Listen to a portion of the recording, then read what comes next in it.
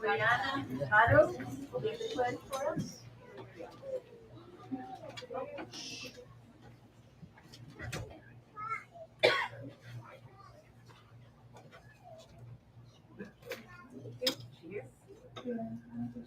Brianna Hurtado, is she in the hallway there? Yes. Brianna. Oh, on the podium. We're ready when you are, Brianna. Raise your right hand over your heart. Ready, begin. I pledge allegiance to the flag of the United States of America and to the republic for which it stands, one nation, under God, indivisible, with liberty and justice for all. Thank you, Brianna.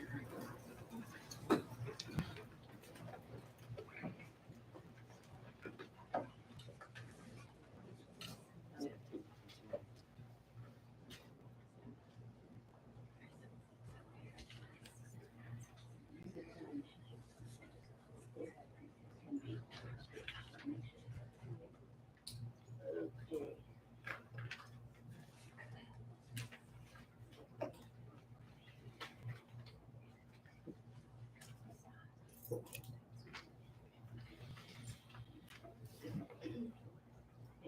We have roll call, please. Ms. Isabel. Ms. Gage. Present. Ms. Petecor Castañeda. Present. And Ms. Sarmiento. Present. And Ms. Avalos absent. And Bettencourt Castaneda is located in the adjacent room. That's why you hear her voice when you don't see her. Okay. Item 5A, presentation by all of us students.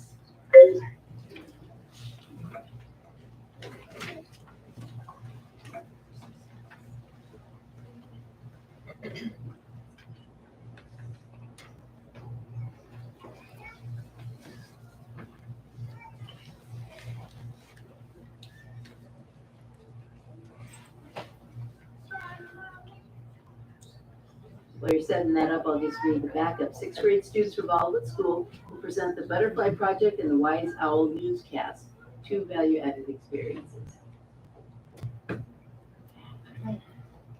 It's at the very end. I see it from here. Oh, there it is. Can't see it on the computer screen.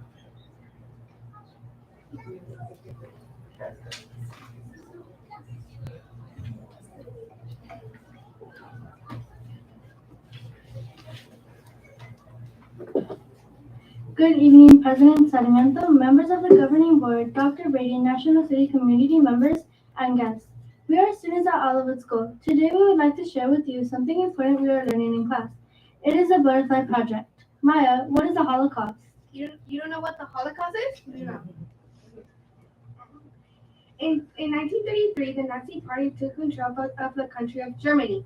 The Nazis hated Jewish people and tried to make life hard for them. Later, during World War II, from 1939 to 1945, they decided to kill as many Jews as possible. Their program became known as the Holocaust. It took the lives of about 6 million Jewish men, women, and children. The Holocaust was a terrible event for Jewish people in particular, but it also impacted the rest of the world. Some Jews that you may have heard or learned about are Annalise Mary Frank, also known as Anne Frank, Margaret Betty Frank, and Kurt Bernal. They were one of the 1.5 million children executed by the Nazis and their collaborators. And Margaret Kurt were all murdered in Auschwitz. Gisela, how did the Holocaust begin? You don't know how the Holocaust began? I know what it is, but I don't know how it began. Let me tell you. Adolf Hitler was the head of the Nazi Party. He ordered acts of anti-Semitism, acts against Jews as soon as he took power in 1933. Many Jews lost their jobs. In 1935, Jews lost their German citizenship. On November 9th and 10th of 1938, crowds burned synagogues, which are Jews' houses of worship all over Germany. They broke windows of shops owned by Jews. Instead of arresting the attackers, the Nazis arrested thousands of Jews. They sent the Jews to concentration camps, large prison centers. The event was called Kristallnacht or Night of the Broken Glass. By the time World War II began in 1939, Jews could not attend schools or own businesses. In many areas, the Nazis made all Jews wear badges so they would not blend with non-Jews. In some cities, the Nazis forced Jews to live in overcrowded areas called ghettos. By late 1941, German victories in World War II put most European Jews under Nazi control. During this time, the Nazis began to kill large numbers of Jews and other victims. Special units of soldiers rounded up Jews, shot them, and placed the bodies in mass graves. Maya, why was the Butterfly Project created? The Project was created by John Laduni and Cheryl Price. In 2006, there was a poem titled "The Butterfly" by a young prisoner at the terrorism concentration camp. The meaning of this poem calls upon children to take a stand against intolerance by creating a butterfly to represent endurance, change, hope, and life. They chose an image of a butterfly and it symbolized the loss of freedom. The Butterfly Project is a call to action through education, the arts, and memorial making. They teach social justice through the lessons of the Holocaust, educating participants about the dangers of hatred and bigotry, to cultivate empathy and social responsibility by painting ceramic butterflies, which are displayed as symbolized as resilience and hope. Participants remember the 1.5 million children killed during the Holocaust. In this work, the Butterfly Project honors our commitment to the survivors to never forget. Gisela, what are the words that are most in the concentration camps? The words mean in German Arbeit macht frei, which in English it means work sets you free. Gisela, what happened to the Butterfly Project previously? I'll tell you that. Our school was first visited by the Butterfly Project in 2019 through 2020. That was the one time they visited our school in person. Since then, the visits have been virtual.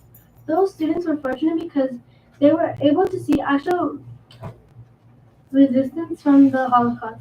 The Butterfly Project brought with them actual ashes from Auschwitz, from the gas chambers, as you could see from the picture. They also brought a uniform that was worn at a concentration camp from one of the presenters' family members.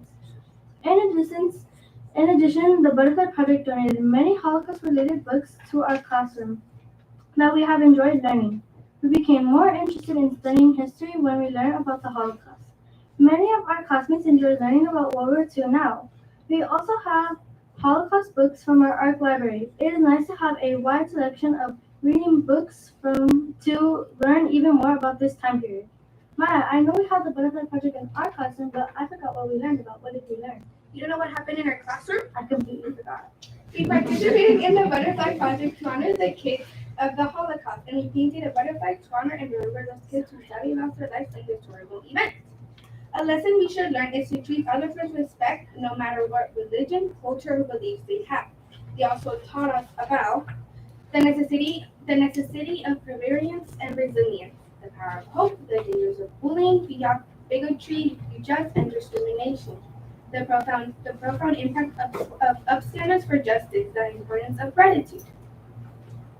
This was a poem of what the young prisoner at the Terracing concentration camp wrote, and what inspired the Jan Landunui and Cheryl Rader Price got inspired by to write the Butterfly Project. Lisa, what are the next steps? You don't know what the next steps are? No. Let me tell you. Our painted butterflies, along with the ones from previous years, will be placed on a wall that will go in our school garden. This will be a memorial to the children that were lost during this challenging time in our world history. We know younger students may wonder about why these butterflies are placed in our school garden. We will have the knowledge to share with them the significance of the butterflies and what they represent. Maya, why must we never forget about the Holocaust? We should never forget the Holocaust because if we do, it's forgetting the many innocent victims, including the many children that were not given a chance to live a full life due to the hatred and inhumane treatment of a group of people that were judged based on their beliefs. We must also remember the people that sacrificed their lives to save other lives. The Holocaust is a time when people saw the best of others, like kindness, but at the same time the worst in some, like the murder of innocent victims.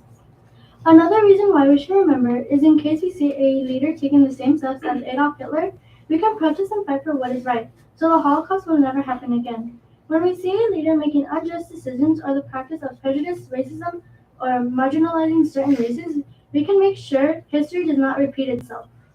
Today, many countries have Holocaust Remembrance Days to remember the victims. Museums like the Holocaust Memorial Museum in Washington, D.C. educate people about what happened.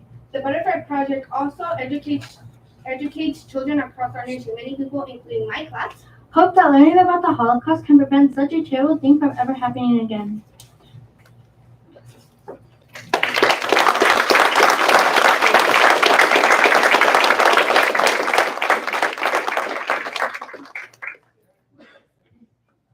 Is there any questions or comments about this presentation? I'd just like to say I'm blown away by your presentation. Thank you. It was awesome. Thank you. And I would also like to say in that as CBO, I saw my teacher there. It's my heart, Sonia Fox Oldbaum, who came and talked to you about this project. So I hope she comes to board meetings. She lives very, very close to me, also retired. We both feel retirement, I guess, but she came and talked to you about this, and she talked to me about her father and what they went through. So I'm just, this sort of coincidence to have this presentation. It warms my heart. Saturday and Brenna will now be presenting the. Do you have a question? You go ahead. No, It's all you. Saturday and Brenna will now be presenting about Hollywood Newscast Team.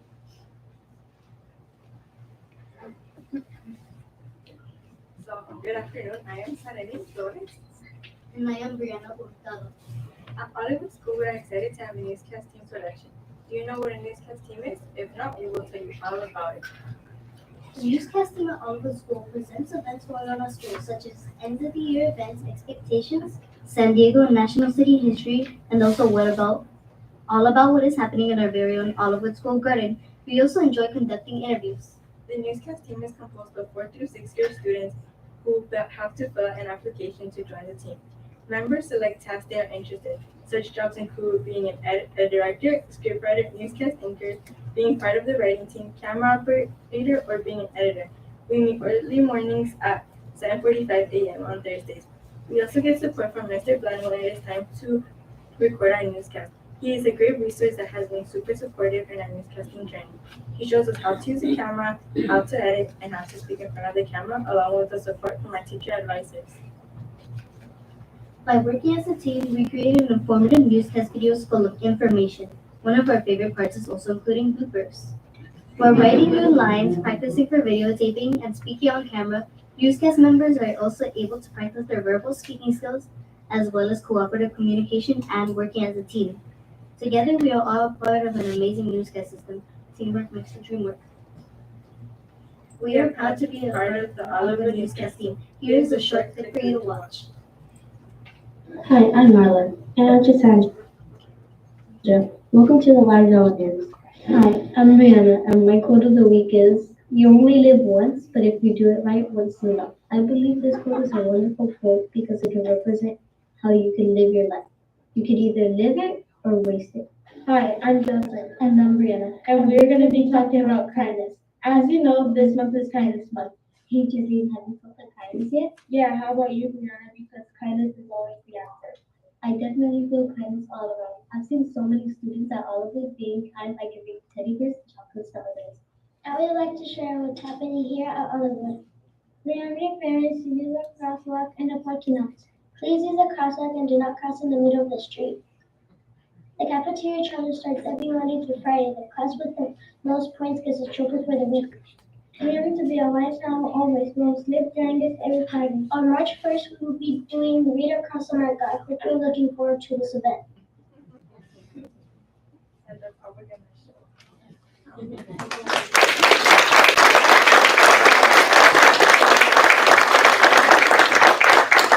Do you have any questions or comments? Did you want to pass the bloopers?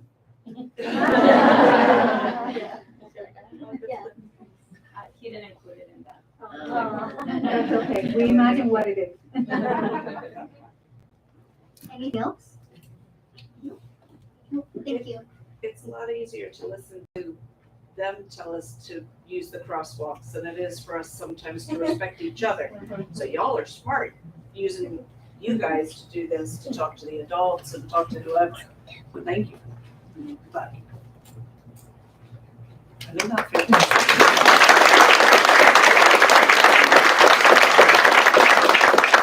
And honestly, I'm listening as we came in, and you may have heard that there. We were literally in the huddle in the back going, I'm so nervous, are you nervous? I'm nervous. And then they get up here and it's rock star lift, so. And, Okay, because otherwise it's really interrupted. So. Thank you for coming. Thank you for putting all the effort into this, because seriously, I like everything from being willing to get up and do this, knowing that all of your friends and people you don't even know are gonna see it. Like, nice job taking that on. But another thing is, sometimes we forget that we ask you to do some heavy stuff too. Holocaust is heavy. It points out the ways that we've been ugly to each other. And so the fact that you all were willing to learn it and willing to treat it with so much respect really matters. And you set a really good example for us. So I have, because everybody needs a little bit of composition book with some, coloring to do. But I also have these for you. And we're gonna ask you, as I give them to you, to go up front so that your parents can take the 55 pictures that they want. And then we also want some pictures too, okay? So I have Zereni Flores.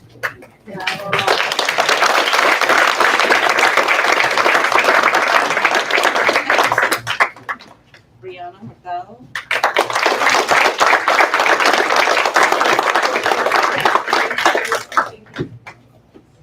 Maya Ayala.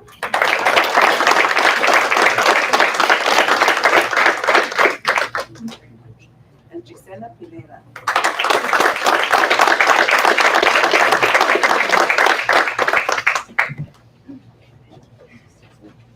Parent teachers join us? Yes, teachers, Principals? Team effort here. Oh, Hollywood.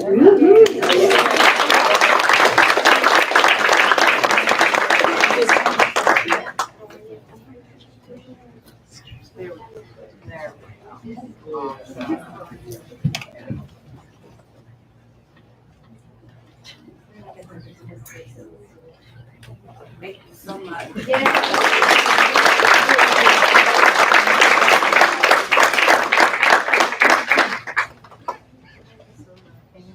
Thank you for having us.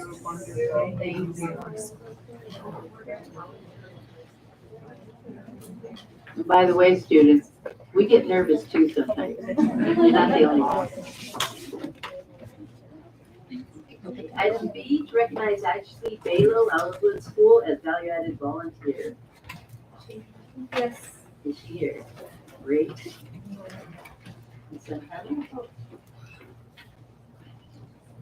Good evening, President Sarmiento and Governing Board trustees. It is my pleasure to speak to you tonight about one of Olivewood Elementary's most remarkable volunteers, Ashley Balo. Today, Ashley is being recognized as National School District's value-added volunteer for Olivewood Elementary. Ashley arrives early every day, ready to volunteer in many capacities as soon as our doors open to our students. Ashley was a former student of one of our Olivewood teachers, Mary Stewart. Ashley has always been a hard worker, and her dedication to helping others has not gone unnoticed. Her willingness to go above and beyond to support the students is truly remarkable. She is always seeking advice on how to support students who struggle and is always asking for feedback on ways to support students. She always thinks of others first and does not hesitate to offer her assistance when she sees the need. Her compassion and dedication to helping others make her a true asset to our Olivewood family. Ashley makes a positive impact in the lives of others. She is a Wise Owl role model, and we are fortunate to have her as our Olivewood Wise Owl in our community. Please join me in congratulating Ashley on this well-deserved recognition as National School District's value-added volunteer for Olivewood Elementary.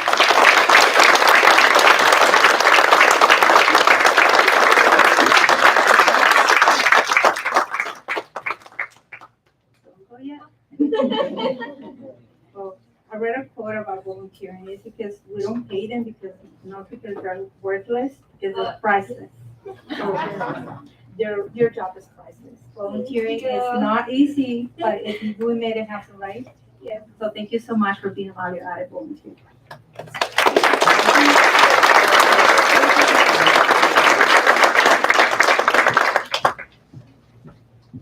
Thank you everyone for attending this meeting.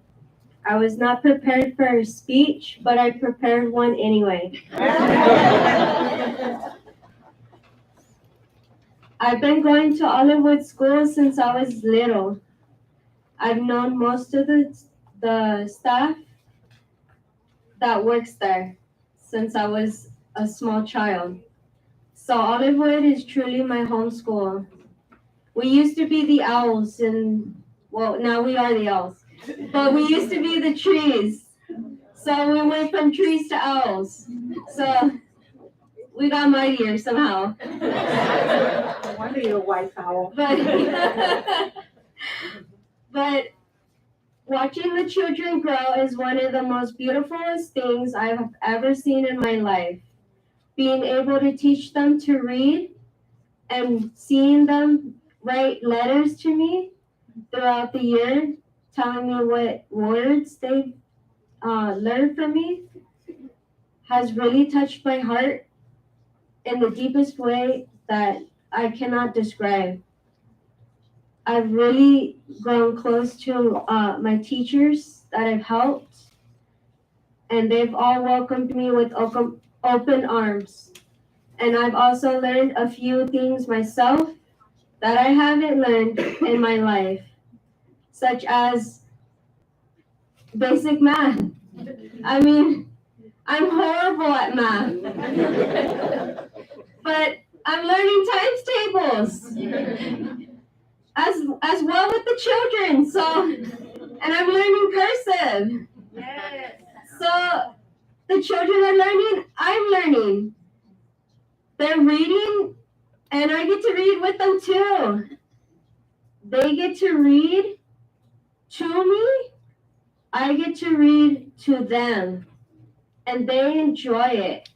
They get to ask so many questions, and I love their imagination and where it takes them. So this is truly an honor. Thank you.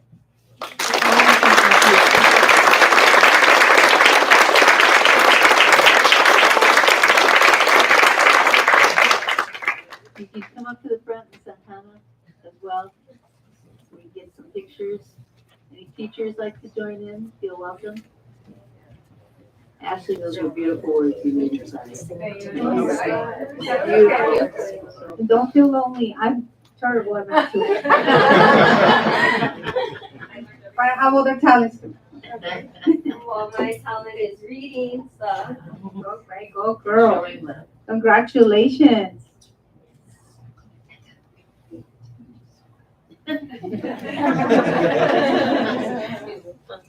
She's shy. One more picture. Thank you. Thank you.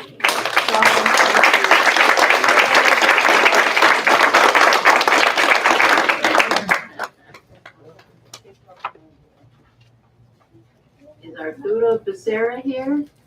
Arturo? Are you out in the hallway? Anyone seen Arturo?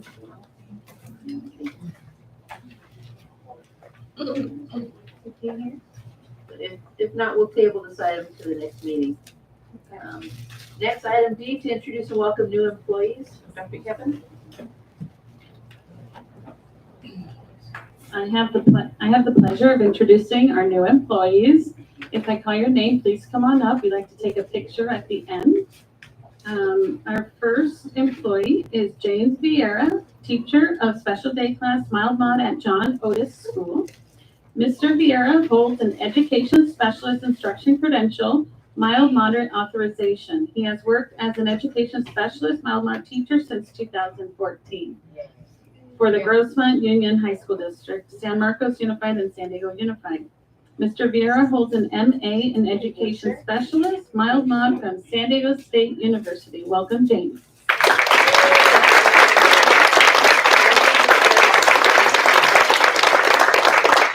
Our next employee is Angelina Aceves, Campus Student Supervisor at Olivewood School. Ms. Aceves has hospitality and retail work experience. She has studied humanities and psychology at San Diego City College and Southwestern College.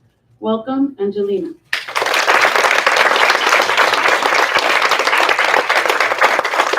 Our next employee, Myrna Gonzalez, office technician, Olivewood School. Ms. Gonzalez worked as a tuition receivable and as a librarian assistant for the Colegio La Paz. She holds a BA in Foreign Trade and Customs from the Universidad Iberoamérica Noroeste. Welcome, Myrna. Is she here?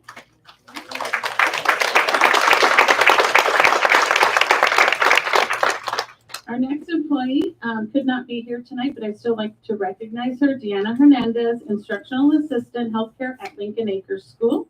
Ms. Hernandez worked as a regional behavior technician for Butterflies Effect and as a physical therapist intern for Mizuta and Associates Physical Therapy. She holds a BA in psychology from the University of California, Merced. Welcome, Deanna. Our next employee is also not able to make it tonight, Mariana Sampson, Instructional Assistant, Las Palmas School. Ms. Sampson worked as a youth development teacher for the South Bay YMCA and as a substitute teacher assistant for the San Diego Unified School District. She holds a BA in Speech, Language, and Hearing from San Diego State University. Welcome, Mariana. Our next employee is Berenice Sanchez, Child Nutrition Services Assistant at Las Palmas School. Ms. Sanchez has been working as a substitute Child Nutrition Services Assistant for the National School District since October 2022. She also has experience working in retail. She holds a BA in Architecture from the Universidad Autónoma de Sinaloa. Welcome, Berenice.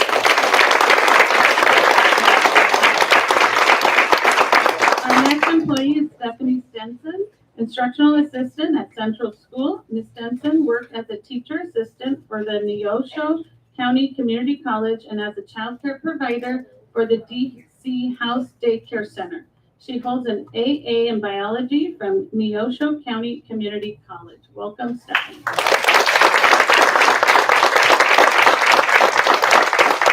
Okay, and our last person could not be here with us tonight, Margarita Suarez, translator. Oh, she is? Oh, good. Okay, Margarita, thank you.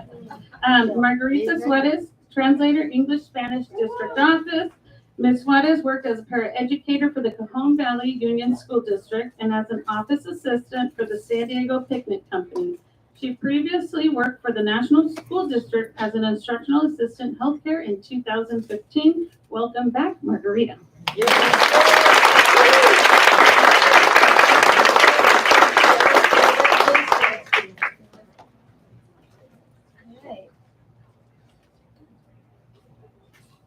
Thank you. Thank you, everyone. Welcome, everybody.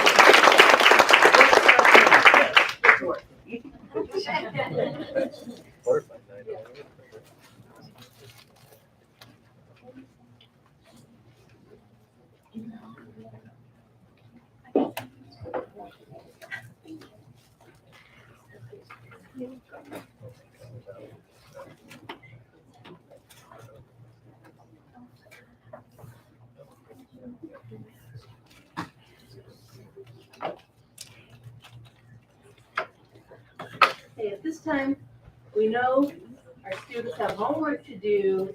It's a good time for you to go ahead and go home and get it started. Parents, thank you for bringing your children because that's what this district is all about. Thank you. You too.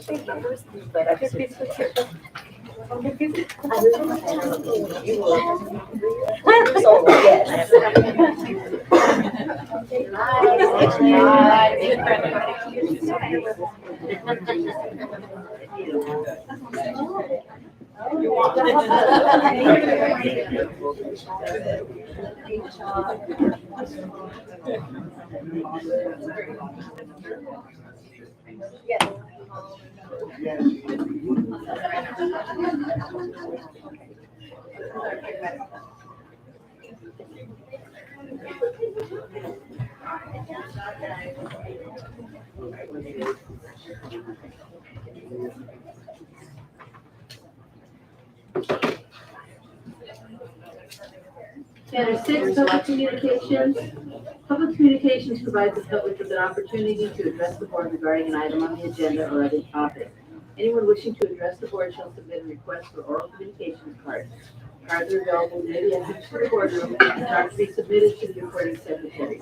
Anyone who wishes to address the board on any such matter is limited to 3 minutes for one matter up to a maximum of 5 minutes for all closed and open session matters. There shall be a limit of 20 minutes for any matter unless such time limit is waived by a majority vote of the board. Members of the public may not yield any time to other speakers. No board action can be taken. With that, I have a request to speak by Marie Rodolfo.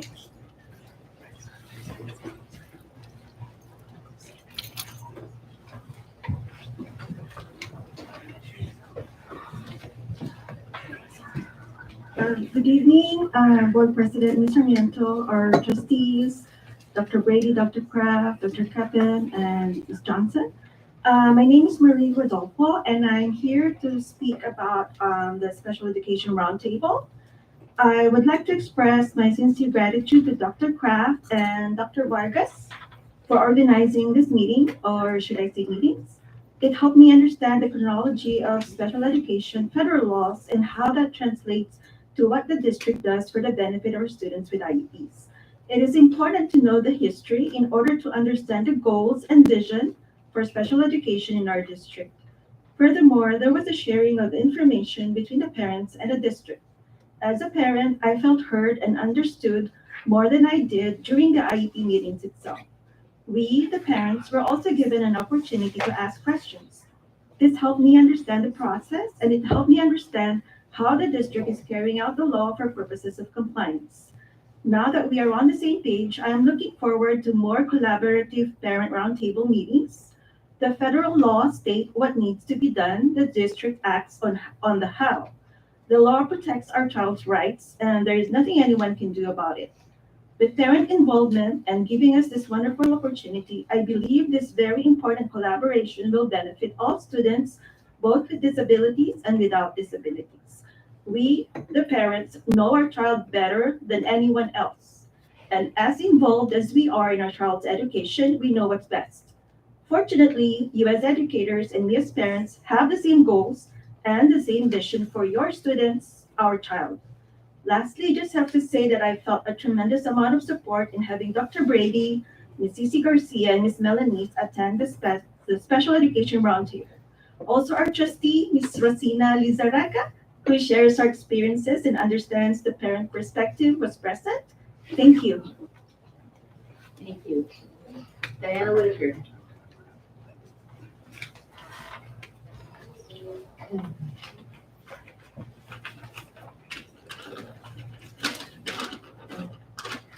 Good evening, Madam President, trustees, executive cabinet. I'm here tonight to express my concerns about restrictions that are being put upon teachers and the negative impact it has on our students. I've always said that the district signs my paycheck, but I work for my kids.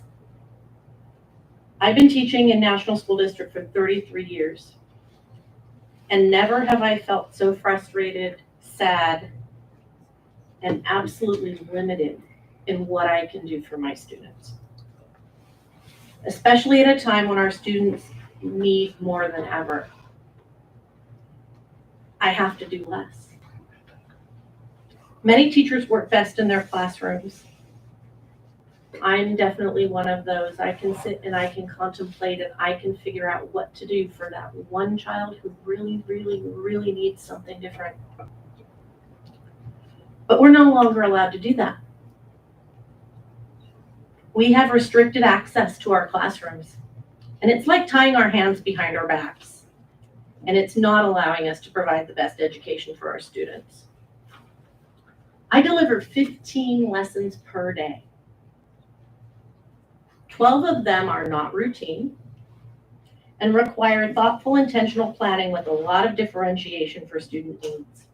I have 2 newcomers this year, one of whom is from Vietnam. Then there are my ADHD students who really need me to modify my classroom environment. But I haven't been able to do that. Unfortunately, I can't provide for those needs because my classroom time is so limited. And so far this year, teachers are no longer permitted to work on campus on weekends or during breaks, time that we put in of our own, because we need to do that for our students. It's not for us. Now we are being forced to leave campus earlier than ever, even though our work is not complete.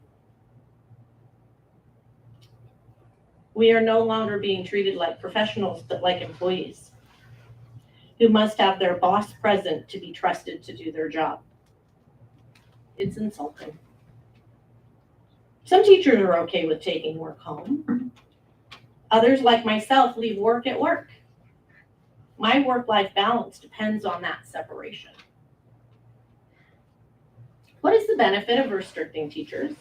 I've heard that it has to do with safety and liability. But I have concerns about the statistical probability of those concerns. What is the cost of restricting campus access? Oh shoot, that was longer than I thought. Sorry. You wrap up your comments? Wrap it up? Yes. Thank you very much. Student instruction is the cost. My students are not getting the best of me this year, and it keeps me awake at night. President and trustees, please, for all of our students, change these policies, modify them. At the very least, allow teachers to be on campus until reach ends at 6 p.m. Ask for a better plan regarding teachers working during breaks. We don't ask this for ourselves. We ask for our students because they deserve the best education we can give them. Thank you.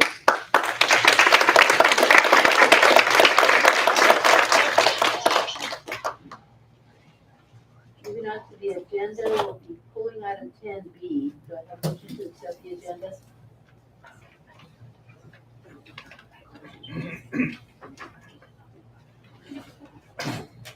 Motion to accept agenda, yes. Second? I second the motion.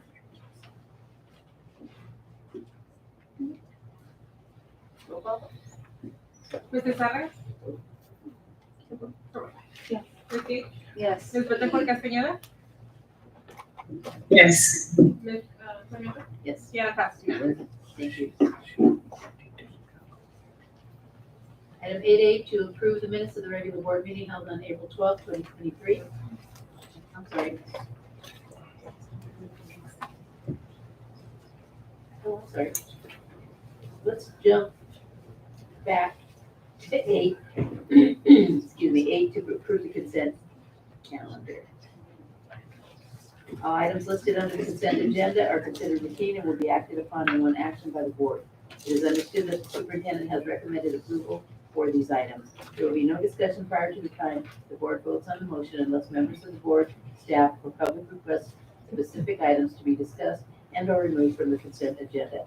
All items approved by the board will be deemed considered in full and adopted as recommended.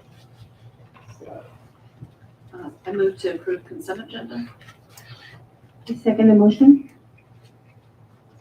we have a motion made by Michelle Gates, second by Ms. Lizarraga. Do you have a vote? Mrs. Salas? Yes. Ms. Gage? Yes. Ms. Bettencourt Castañeda? Yes. Ms. Sarmiento? Yes. Diana Castillo? Thank you. So we have nothing under general functions, so moving on to 10, educational services. 10A, a report on National School District's after-school education and safety program. The presentation will highlight the expanded learning services provided to our National School District program at all 10 school sites. These services include soccer clinics, after-school learning, mariachi, as well as fall and spring intercession.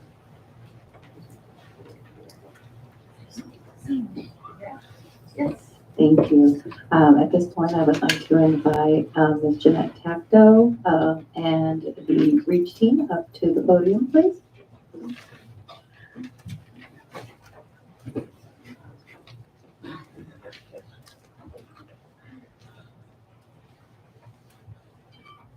Good evening, President Sarmiento, Governing Board, Dr. Brady, My name is Jeanette Colada Tacto, and I am a district resource teacher here at the National School District. And for the past 2.5 years, I have had the honor and privilege of working and of being one of the district contacts for our Expanded Learning Partners, or ACES program. And I would love to introduce two very amazing directors. And one is Jenny Real. She works with our district, and unfortunately we lost this guy, Nestor Munoz, who is a director for the Chula Vista Elementary School District. And during my 2.5 years working with ACES, I've just been so blown away with all the amazing opportunities that they are giving our children. Growing up here in National City, I just remember that our rec center at El Chion, and going there and walking around, in the neighborhood. With this, with the help of our YMCA and the REACH, all 10 of our sites have before and after school support and resources. So with no further ado, here's Ms. Jenny Real.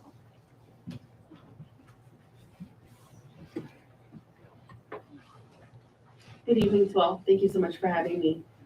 Once again, my name is Janet Ayala. I'm Program Director for the National School District REACH program in partnership with the YMCA for expanded learning programs. To give you a little bit of background, today I'm here to speak to you about all the opportunities that we presented to our students in our community here in National School District. For those of you that don't know, REACH is an acronym that stands for Recreation, Education, and Academics for Children. And through the after-school education program, after-school education and safety program, we have worked together with National School District. I've had the pleasure of working very closely with National School District for the last 9 years. Since 2014, National has partnered with YMCA to provide the services before and after school here at every school on campus here in the district. We serve and provide services to over 1,000 students per day. Of course, that fluctuates, but we're very, very proud to have an opportunity to provide that for our students here in the program. The program is designed to complement the school day, to support school day learning, and to help with learning loss through different avenues in partnership with all of our district contacts here in National. One of those opportunities is through after school learning, where we partner with each school site and coordinate access to tutoring services for English language arts, as well as math and tutoring, so that we can help our students move along after post-pandemic learning loss. We serve about 127 students throughout the district. A second opportunity that we provide to enhance the REACH program is the Mariachi program. We partner with Escuela de Música. We collaborate with them so that students in the REACH program have access to this amazing music program that provides an introduction to music, as well as learning about an instrument and the ability to learn how to play an instrument. And that service is about 132 students district-wide. Another exciting opportunity that we have been presented with the expansion of funding and services with Expanded Learning Opportunities Program grant that has been recently an addition to this district. We have been able to partner and provide an intramural sports program. And this season, it has been soccer, and it's very, very popular amongst our community here in all the schools. We're very thankful to all the teachers and principals and district personnel that have come out to support. We have an opportunity to bring all of our students together. They have soccer clinics about twice a week at all 10 schools. And through the help of the transportation department at National, they get to compete against each other, friendly competitions, although I know everyone gets very excited and really, really pushes for what's the score. But the point is giving them an opportunity to participate in a program like this right on the school campuses here in National. We're excited because next month on May 11th, we're going to have a championship game. We've had quite a few games, and it's gotten competitive, but we're going to get to transport our students over to the Jackie Robinson YMCA and be able to have that setting on an official field for them. The last, one of the other, and the biggest opportunity that we have with the Expanded Learning Opportunities Program is our intercession programs. It's what we've built, what we've designed to really enhance opportunities, and the biggest thing is to provide access to fun and opportunities. The program runs 9 hours, a 9-hour program, so we run 7:30 in the morning to 4:30 in the afternoon, and it's 30 days throughout the academic school year. The intent behind this program is definitely fun, and we want to bring fun to learning and to really enhance those experiences and give our students opportunities that they may not have otherwise had in outside of this setting. Some of the highlights from our fall program, our intercession program, we hosted at John Edison Palmer Way. We served over 200 students.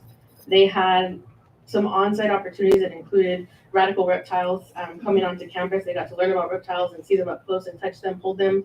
Some of them had tarantulas on their head, and I was not one of those volunteers. However, it was really nice to see them really interact with animals so closely and have that opportunity. Another one of our vendors that we brought onto campus is Pup Kids, and he provided pickleball lessons and an introduction to a new type of sport. RoboThink is a robotics program that we have brought on campus, and they are able to build different types of robots and interact and learn how to code and get them to function and accomplish tasks that they would like. The ballet folklorico lessons, we had an opportunity for them to learn the basics and the steps of all of those types of dances. And then in the fall, they were able to go to Living Quest Discovery Center and experience that trip as well. In the spring, we continued to host at Palmer Way and John Otis, also serving over 200 students. And in addition to the current opportunities from the fall, we added on Challenge Island, which is a STEM program. Mountain chess, they got to learn how to play chess, as well as yoga. And play well is also another form of STEAM. Mad Science was also a huge highlight as well. Two of the offsites, all of the students rotated through a field trip and got to go to the Chula Vista Elite Athlete Training Center. They got to speak and meet a lot of the individuals that were training at the campus, and they also got to do archery lessons and get on campus there and kind of explore the area.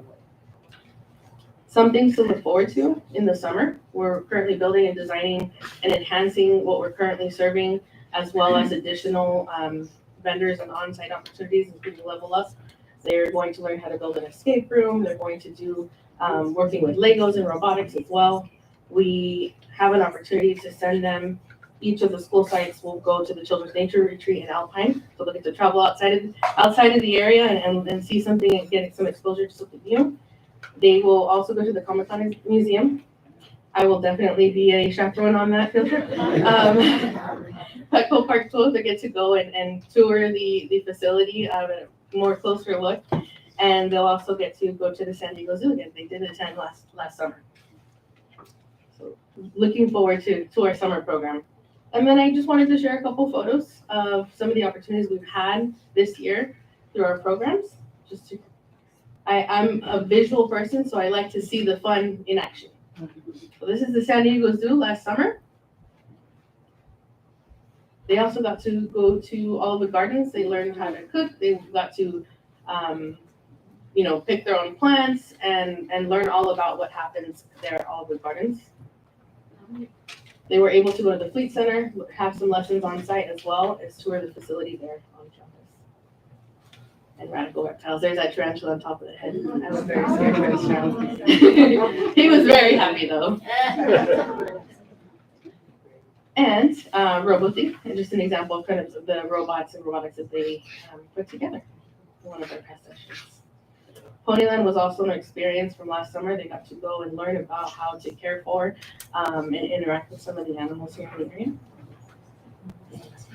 Yes, and I just wanted to say, before I hand it over, I just wanted to say thank you to our national partners. I think that this wouldn't be possible without the support and the hands-on interactions and collaboration with all of our partners. It's been extremely easy to be a part of this NSD family. And I definitely can't take the credit for this. I have a team that stands behind me, alongside me, that helps and support make all of this happen. So thank you. And teachers, I know I've been here for 25 years, like a lot of you, and we used to think that after school was like babysitting. Remember, we're just babysitting.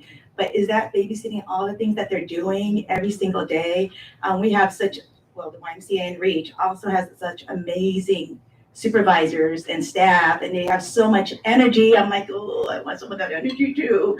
But they are so awesome. And it was just being able to work with the YMCA team for the past 2.5 years. It just opened my eyes to all the amazing opportunities our kids are getting. You know, our national city students are getting the same opportunities as kids in the northern part of the city.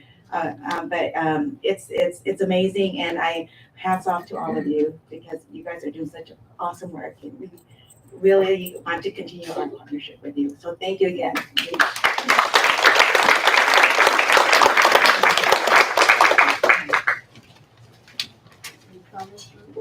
I just want to find out if you have, because we love a quote, right? But you thought she was the action, and but if there's any specific or any particular quote from the children, I would like to share if you have one. Yes, I mean, absolutely. I think that especially during our intercession programs and in the summer, we did kind of assess and get some feedback from our students, and they definitely used the word fun, and that was the goal. We had a few. I go for that one too. Yes, absolutely. You know, we definitely want to make it a fun experience for them, especially during this, you know, the long summer. You know, I think that that's a crucial time for our students. Oh, thank you. Is Any there, other questions? yes, is there a cap on the number of students you can take, or do you take all students who would like to go? The goal is access to all. So we have projected goals, but we will not turn any child away. Thank you. Absolutely.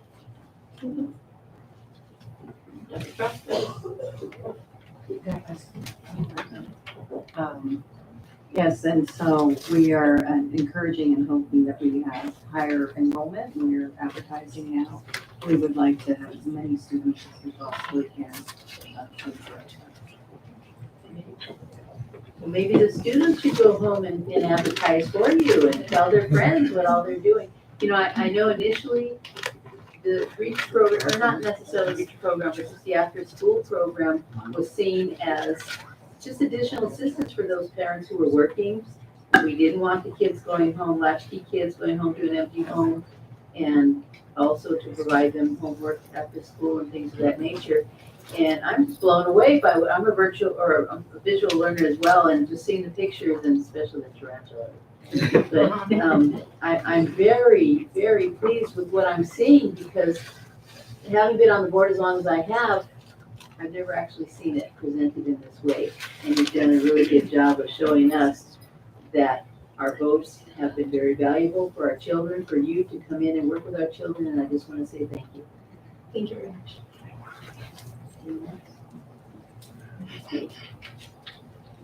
Thank you.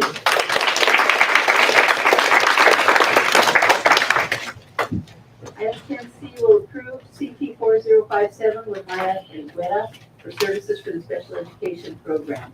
Approval of this item will provide a review of the National School District Special Education Program and any recommendations for improvement. Do I have a motion to approve? I approve the motion for approving the contract CT 4057. I will second. Questions? Thank you. Discussion. I'm wondering what we're looking into. And I know that's pretty broad, but what are we looking into? We actually, oftentimes when there'll be evaluations for special education, there's two aspects. One is the fiscal component, and the other is programming component. We are monitored by the state under CIM to maintain compliance to the ever-changing legal mandates that are coming down. Special ed is governed by the feds, and so we put it through with the state, but those dynamics change, and so we need to ensure that we're in compliance and providing and meeting all percentage requirements and the programming requirements that are put forth. So we have been exploring our special education system. The state this year had us do an audit, internal audits with our IEP. And so in doing so, we discovered that there is some components that I think we can improve on, and it's good to get fresh eyes from the outside, especially with an expert who has a long history in special education and looking at our programming and is the best that we can provide for our students. And the scope of work is attached. What additional load does this put on teachers? None. So the evaluation process isn't done. I'm just checking. Oh yeah, no, nothing on teachers. That's where it will be an outside, a third party looking into a system, our IEPs to look at compliance percentages, our CIM that we're looking at. None on the teachers. It would be purely programming instruction. Any questions? We have a vote, please. Mrs. Hatter? Yes. Ms. Gates? Yes. Ms. Bettencourt Castellanos? Yes. Ms. Sarmiento? Yes. Item passes unanimously.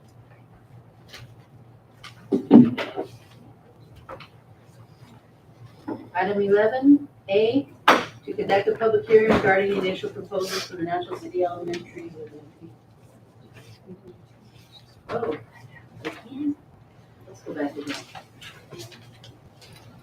And D, to approve CP 4058 with San Joaquin County Office of Education to provide billing services. Approval of the title will allow the district billing services under the local education agency billing option program, LEA BOP, to recoup costs for the 2023-2024 school year. Do I have a motion? I motion to approve. And I'll second. We have a motion by Ms. Bettencourt Castaneda, second by Ms. Gates. Vote please. Mrs. Hatter? Yes. Ms. Gates? Yes. Ms. Bettencourt Castellanos? Yes. Ms. Sarmiento? Yes. Item passes unanimously. Okay. Item 11A, will now conduct, now can I bang it? We will now conduct a public hearing regarding the initial proposal for the National City Elementary Teachers Association to the National School District for the 2023-2024 school year. The board will now hear comments from any members of the public who wish to speak on this matter. As part of this hearing, we'll make a brief statement by Dr. Keppen. First, Shelby Carswell, would like to come up and speak, followed by Martha Garcia.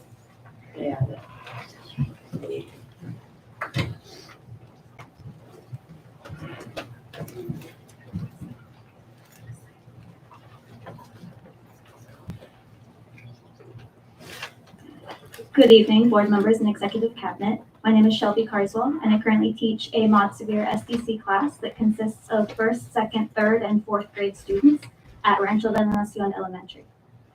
First, I want to say that I love what I do. I love my students and the staff at Rancho. Unfortunately, however much I love being a teacher, there are policies in place that make it almost impossible for me to teach. A Mod Severe class is our students who have the highest level of needs. These are students who would not be successful in a general education setting. Class size in a Mod Severe class is 14 students. If you were to come into my classroom, you would see that every student I have is unique with their own skills as well as challenges. I have students working on academics ranging from a pre-academic to a fourth grade level, students who need support in their basic daily living skills such as feeding themselves, students who struggle with communication, social skills, and behaviors that can be dangerous to themselves and others. 14 is too many for this kind of setting, and it poses huge safety risks to students and to staff.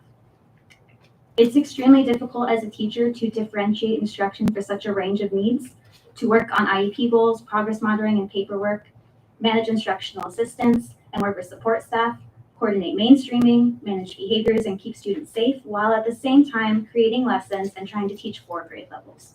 Which brings me to another issue, grade span. What other teacher can say they teach a 4-grade combo class? Unfortunately, almost all of our SDC classes are now 3 or more grade levels. I currently teach first through fourth, which means that I can have 6-year-olds and 10-year-olds being educated together in my classroom. This would be unthinkable for any general education student or teacher. Why is it okay for our SDC students? It's a fear of mine, since many other SDC classes are full, that students of any grade could be put in my class if there's an opening. There's nothing that says that we can't all be TK through 6th grade SDC classes. What parent would be okay with their kindergartner being put in a K through 4 or K through 5 or K through 6 class? And what teacher would be okay with teaching that class? There is nothing in the contract that prevents this from happening, which is why we need a grade span limit in SDC classes. I realize that not many people want to do my job. That's why I can name at least 5 SDC teachers who have left to this district in the last year. And I'm sure that more will leave if these issues are not resolved. We should be trying to make our district more appealing to SDC teachers so that they want to come teach in National School District, and so that we can keep the ones that we still have. We need to make these changes to class size and grade span for the well-being and safety of our students and our teachers. Thank you.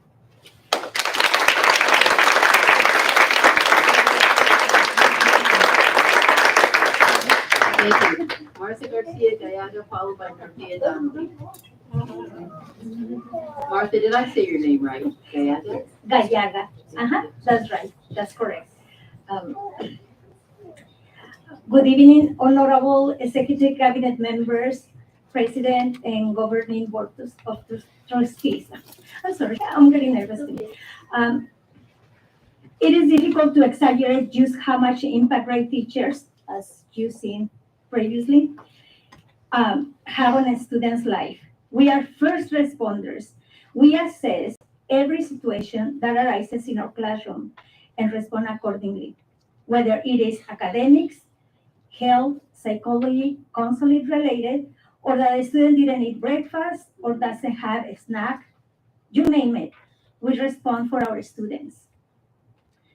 Our experience and qualifications increase the opportunity for our students to become productive citizens and reduces the probabilities for them to get in trouble that might lead to incarceration. Yet, our salary doesn't reflect our professionalism and what it takes to perform our duties. Today, I'm here before you to advocate for teachers to increase our salary. Inflation is impacting us in ways I haven't experienced before. Prices in basic needs have increased from 50% to 75% or even 100%. Rents, the prices of homes, yet our salary doesn't pair up nor keep up with inflation either. I want to thank you all. I have confidence that you will do what is right for us teachers to be able to stress less about how we are going to make ends meet this month and next one, and probably the third one. So thank you so very much. Thank you.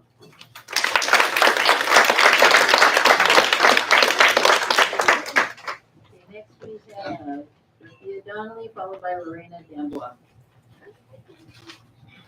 Good evening, board members and executive cabinet. As you've seen, NCETA has sunshined 11 articles in our contract that we plan to bargain around for our successor agreement. My name is Dorothea Donnelly, and I would like to speak on Article 6, hours. I specifically want to address collaboration.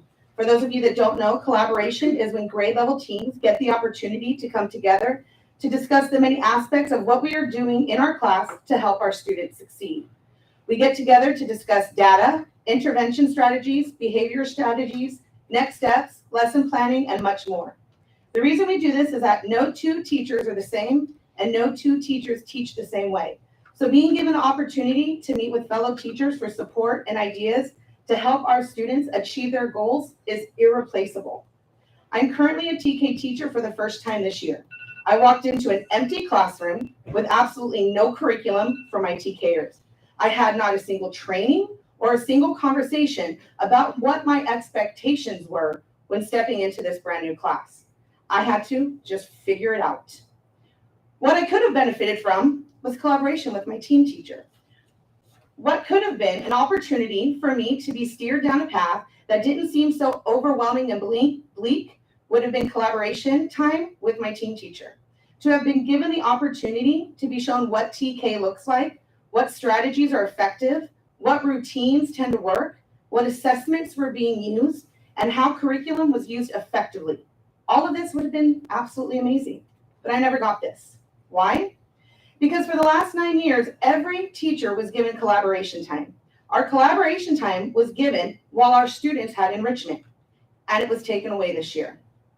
I want to make it clear that classroom teachers received 40 hours of collaboration time a year. That is 16 2.5-hour time slots. I want that to resonate with you. 40 hours that were yanked out from underneath us with no intention to replace it. And now we have none. My question is, what now? Does the leadership here in National City not think it is important for teachers to collaborate? Do you not think our students deserve to be in a classroom with teachers that have been given the opportunity to try to find every possible strategy to help them soar to greatness? We teachers build each other up. We support each other. We want each other to succeed. We want to help facilitate the best environment for our students, and we cannot achieve this without collaboration. Board members, I would like to close with this, and I would like to remind you, the 5 of you direct this district. You 5 navigate the path for our students' success. You 5 make the final decision. Make sure that you are setting up your teachers for success as well, because ultimately it will be the students who receive all the benefits. Thank you.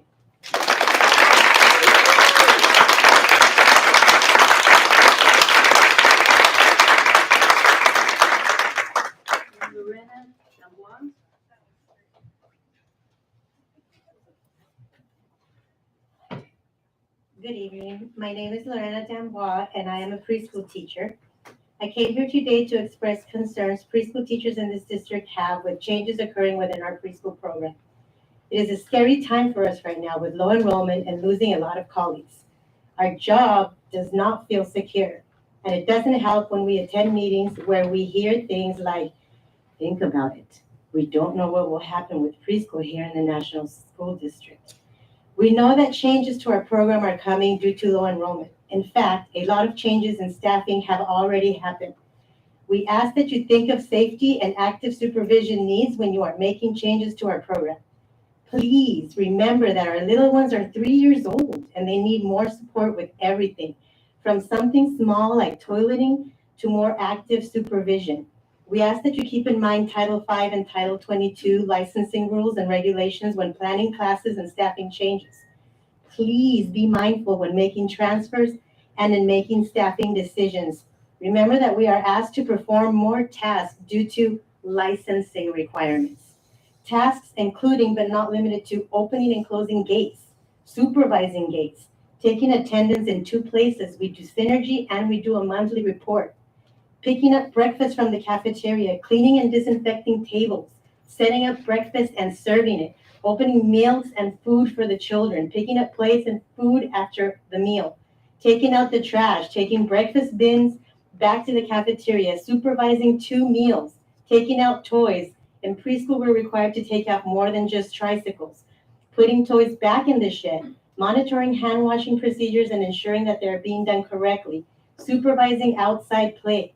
In the years past, we were even provided pitchforks, and we were asked to help to fluff the bark in the playground so that our Eckers numbers wouldn't be low. All of this while we need to be supervising the children and trying to keep our 8-to-1 ratio and teaching our lessons and doing our plan. We want to make sure you consider all of these tasks that are required of us now that we have 1 less staff member in our classrooms.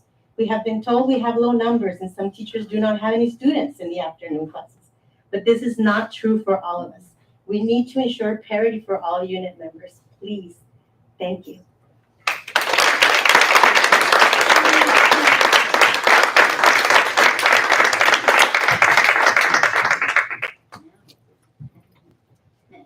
As part of the hearing, we'll make a brief statement, Dr. Kevin. Government Code Section 3547 requires that initial bargaining proposals, both by the district and its bargaining units, be presented in public. So we are required to do a public hearing on both the district's proposal and our bargaining unit's proposal. And moving forward after tonight, if you'll approve the proposal in the third item, we can move forward with bargaining for the successor agreement. Any of the board have comments or questions?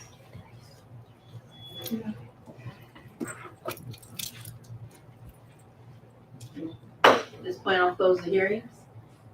Item 11B, conduct public hearing regarding initial proposal from the National School District to the National City Elementary Teachers Association for the 2023-2024 school year. The National School District has provided their initial proposal to the National City Elementary Teachers Association, NCETA, for the 2023-2024 school year. Can speak, no, comments?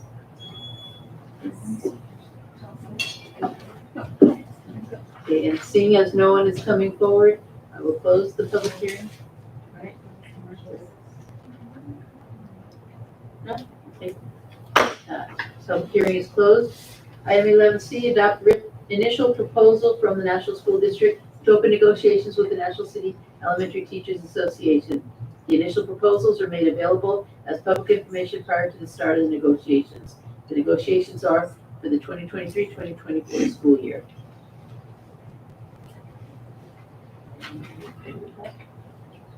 I will move to adopt the initial proposals. I second. I'll second. We have a motion by Michelle Gates, second by Rosina Lizarraga. Okay, second by Maria Bedford Castaneda. We have vote, please. Mrs. Sonic? Yes. Ms. Gates? Yes. Ms. Bedford Castañeda? Yes. Ms. Sarmiento? Yes. Mayor Casas. Thank you. Item 11D, approve employment agreement with Dr. Ryan Burke, Assistant Superintendent Business Services. Have a motion to approve. I'll move. Motion to approve. I'll second. We have a motion by Ms. Bedford Castaneda, second by Ms. Gates. May I have a vote, please? Mrs. Sonic? Yes. Ms. Gates? Yes. Ms. Bedford Castañeda? Yes. Ms. Sarmiento? Yes. Mayor Casas unanimously. Come on up, Mr. Burke. Dr. Burke.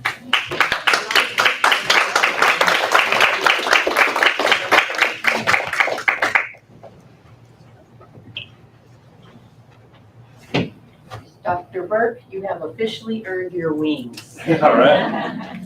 This is for you, from us, and if you'd like to come to the microphone and say a few words, we'd love to hear you Sure. again.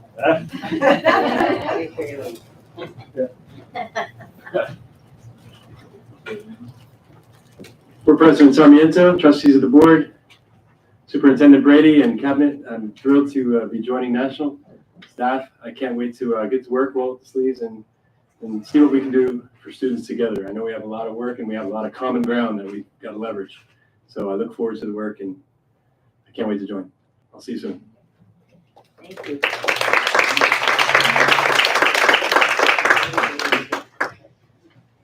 Okay, item 11A, to approve job description for a facilities project manager position. The facilities project manager position is designed to support district and school site needs related to facilities, construction, and maintenance operations. It's a pleasure of the board.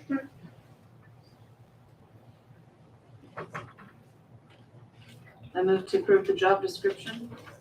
I'll move second with a question.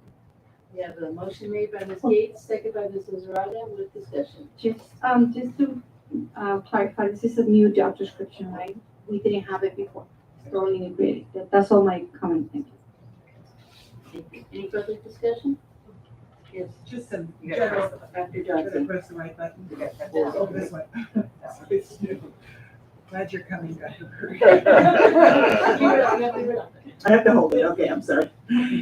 Anyway, this is, this particular job may not last forever, but we have so many projects, with the bond projects, the ELA projects, a new grant for HVAC systems. So what we need to do is we have a timeline to get these kinds of projects done for our facilities, so that they're modernized and so they're great facilities for kids.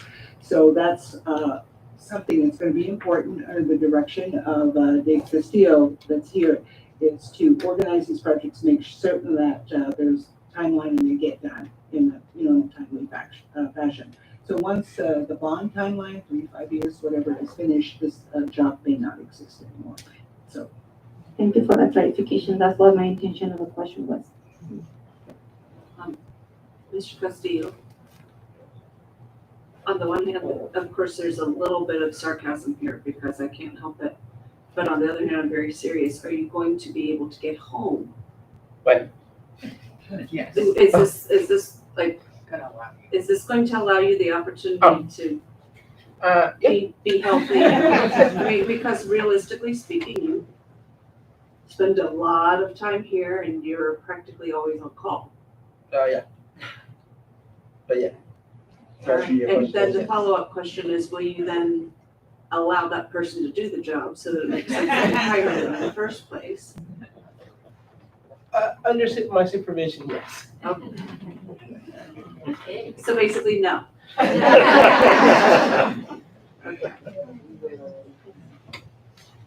Also another comment, this is for all the schools, right, or is it a particular school? Yes.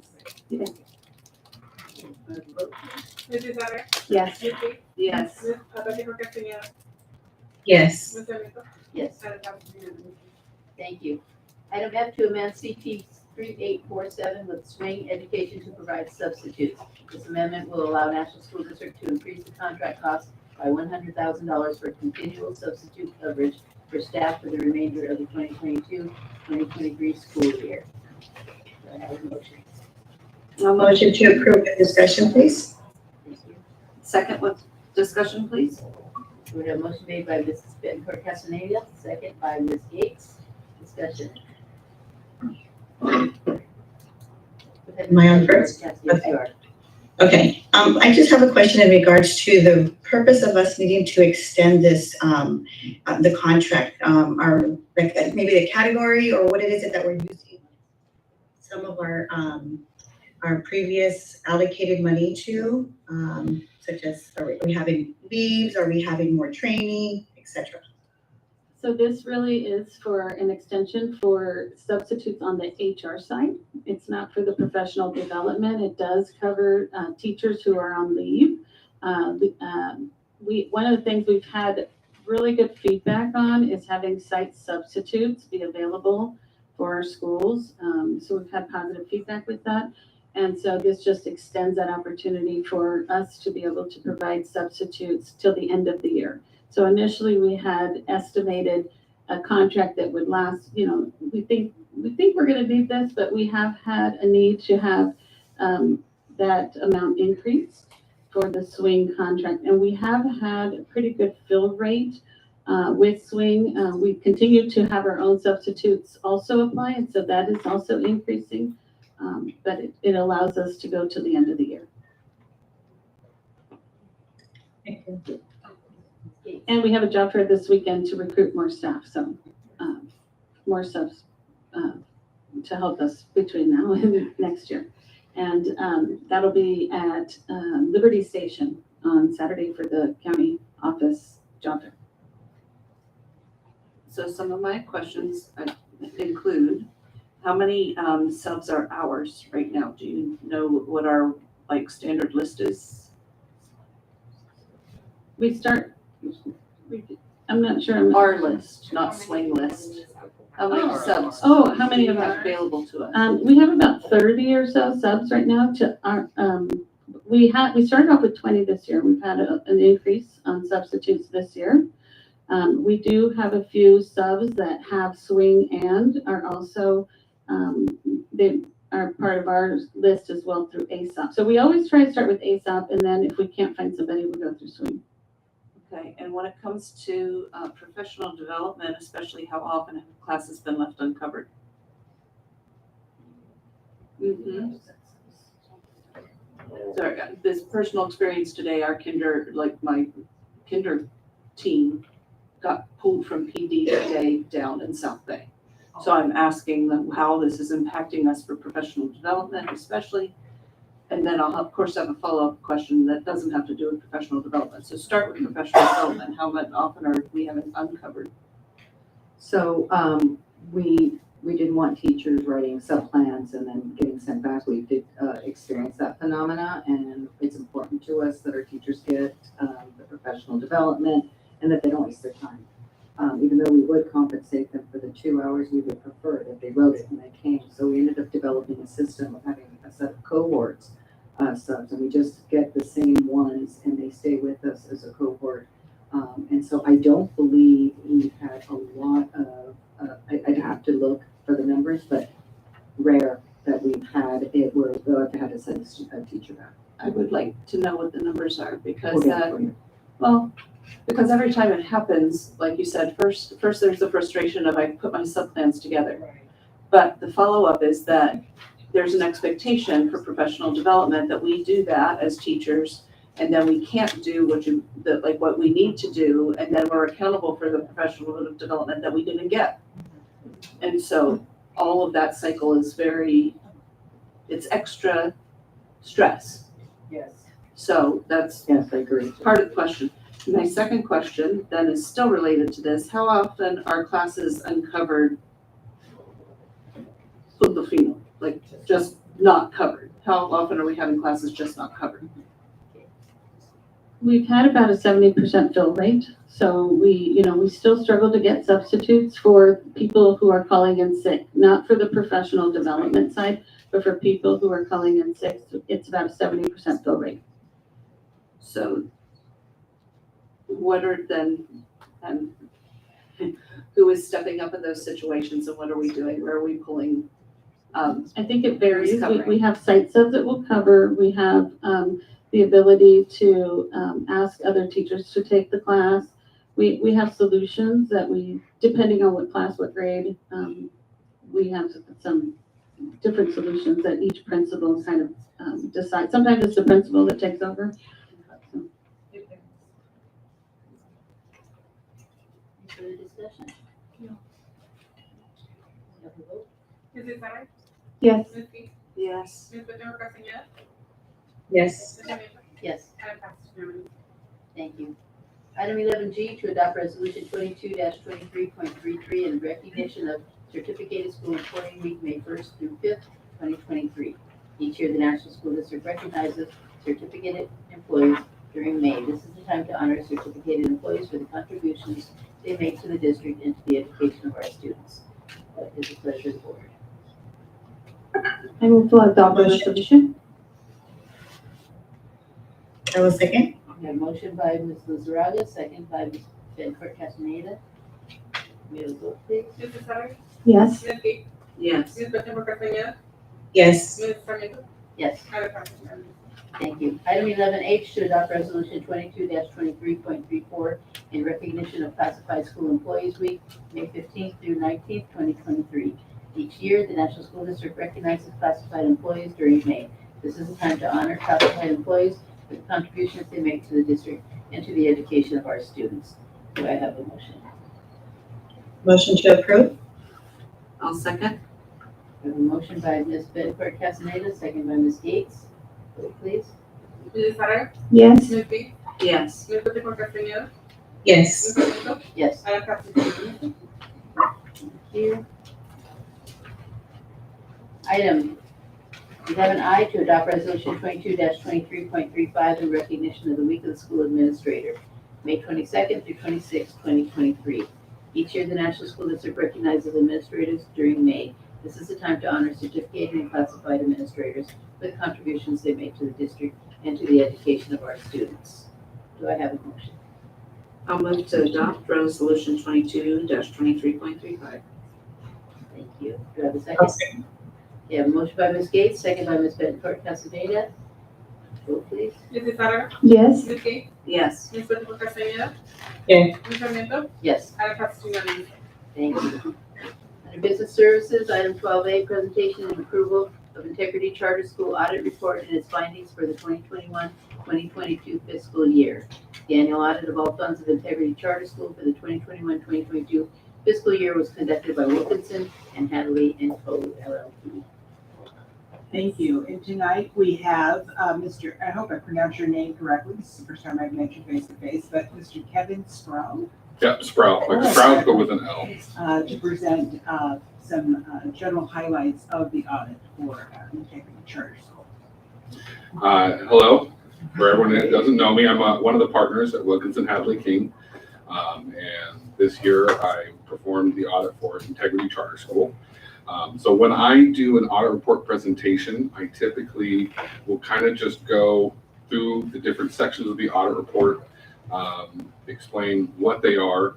I'll go through a little bit of the financial data, and then I'll open it up for questions. So the very first part of the audit report is the opinion letter. For anyone who is used to reading audit reports, it changed this year because of a new accounting standard, SAS 134. So now the opinion is at the very beginning of the audit letter, and Integrity Charter School got an unmodified audit opinion, and that's what you want to get. So that's the best opinion you can get. After that very first letter are the basic financial statements. So those consist of your balance sheet, your which is your statement of financial position, your statement of activities, your statement of functional expenses, and then your cash flow statement. And what the different statements are is the statement of net position are your assets and then your liabilities. And that's followed by the statement of activities, which are your revenues and expenses. The different pieces of the audit report build upon themselves. And so that next statement is the statement of functional expenses. If you're ever curious about what the program and management expenses categorically are, that statement of functional expenses breaks them down a little bit more. After those are the notes to the financial statements, which, I mean, this is what I tell people: if they have trouble falling asleep, just put the audit report next to your bed, open it up to the notes section, start reading, you'll be out like a light. But it is important information. It's the policies that the charter operates under accounting-wise. Also, an important part of the notes section is it details out more the accounts receivable. If you're curious what the accounts receivable is made up of, you can look at the accounts receivable note. And so if you're trying to dig into the financials more, this is an important area where you would want to be able to go through. After the notes to the financial statements are the supplementary information schedules, and several of these are required by the California State Audit Guide. And we have the governing board for the charter, the schedule of average daily attendance, the schedule of instructional time, those different schedules. The schedule I actually like to look at the financials on is on page 24, the schedule financial trends and analysis. And the reason why I like to look at this one versus other schedules is this gives you that just quick bird's eye view over a couple of years. When you're trying to dig into a whole bunch of numbers, sometimes it's hard to, see the forest through the trees type of deal. And so if you look at that schedule, you can see the change in net assets, and that is the revenues minus expenses has been positive for each of the 3 years presented, which is what you want. With the extra COVID funds, it's sometimes been a little bit easier, but also there were a lot of extra expenses that came with that. And so some schools saw a steep rise in expenses and had some negative change in net assets over the past couple of years. So it's good to see the positive change. And then you can also see the ADA at P2 trends. And there was a dip, which has been very normal post-COVID era and the distance learning year especially, but it is budgeted to go back up to actually above where it was a couple of years ago. So, but that's where I like to look to kind of see that bird's eye view, is that schedule. After the supplementary information is the letters, and there are 3 letters for Integrity this year. There is the normal government auditing standards letter.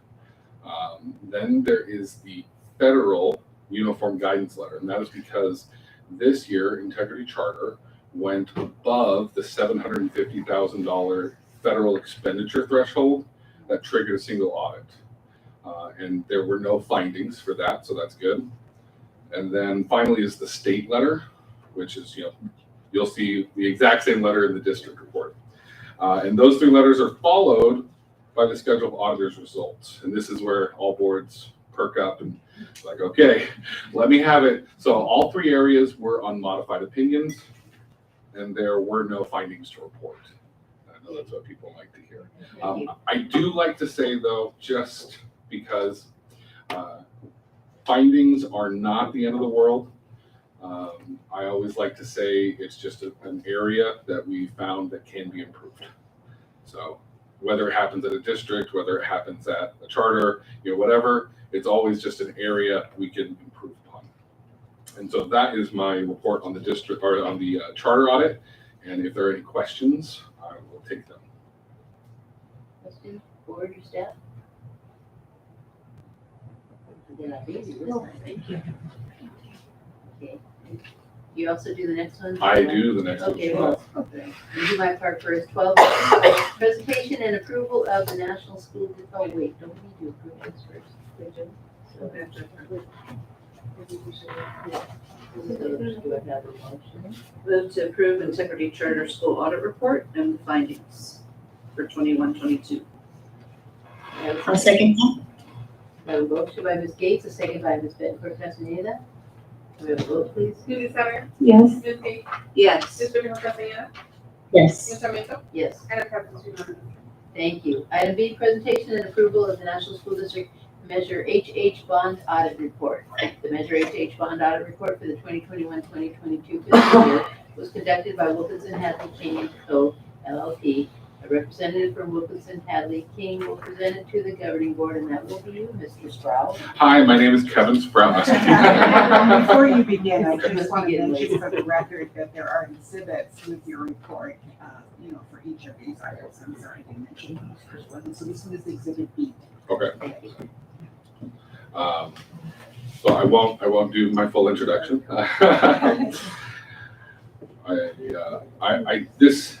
These reports are a little bit different from a district report or a charter report. These are performance audits.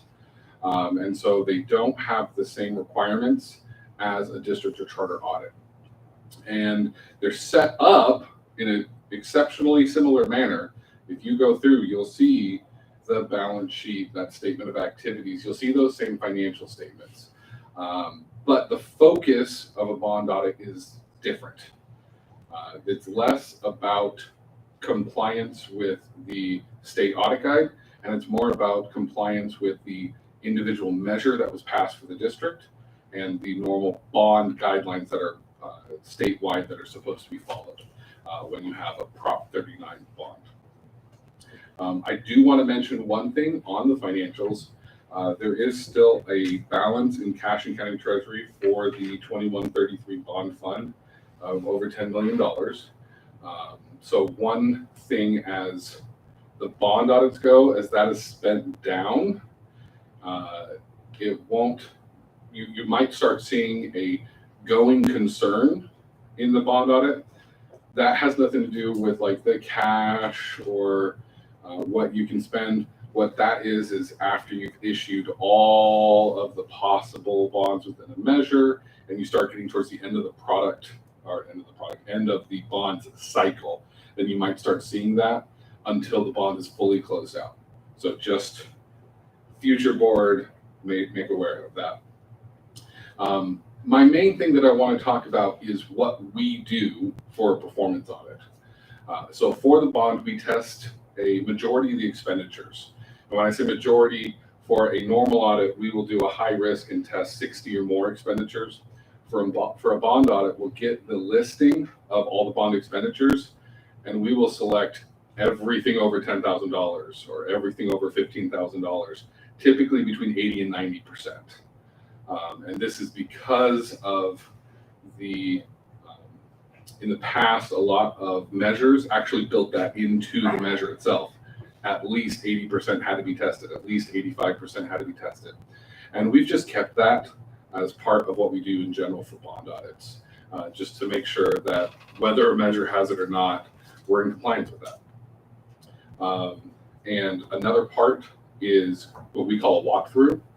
And sometimes, especially due to COVID, that might not have been a physical walkthrough, but a walkthrough digitally, or a lot of facility managers will keep a bond book where they will have pictures of the project through the various cycles. And we will do a bond walkthrough. And they'll take us where the majority of bond expenditures happened throughout that fiscal year. Because each year it's a little bit different. And so that is the main thing that we do as a firm for the bond audits. And then the last piece is we look at the committee. So we look at the minutes of committee meetings, and then we look at the makeup of the committee.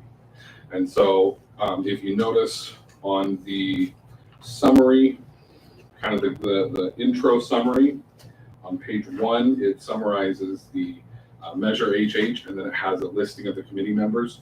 There are 2 vacant spots, and I know that the school district is working very diligently to try and find positions for those. But because of those vacancies, there is a finding on the audit report. And until those vacancies are filled, that finding will continue to appear on the audit. So I just wanted to make sure you're aware of that. And until, like I said, until those are filled, that finding will continue. But once those vacancies are filled, that finding can drop off in that fiscal year. Any Might I questions? also add to this report that when I was here during COVID, there were some issues in trying to find someone from the Taxpayers Association and the Senior Citizen District.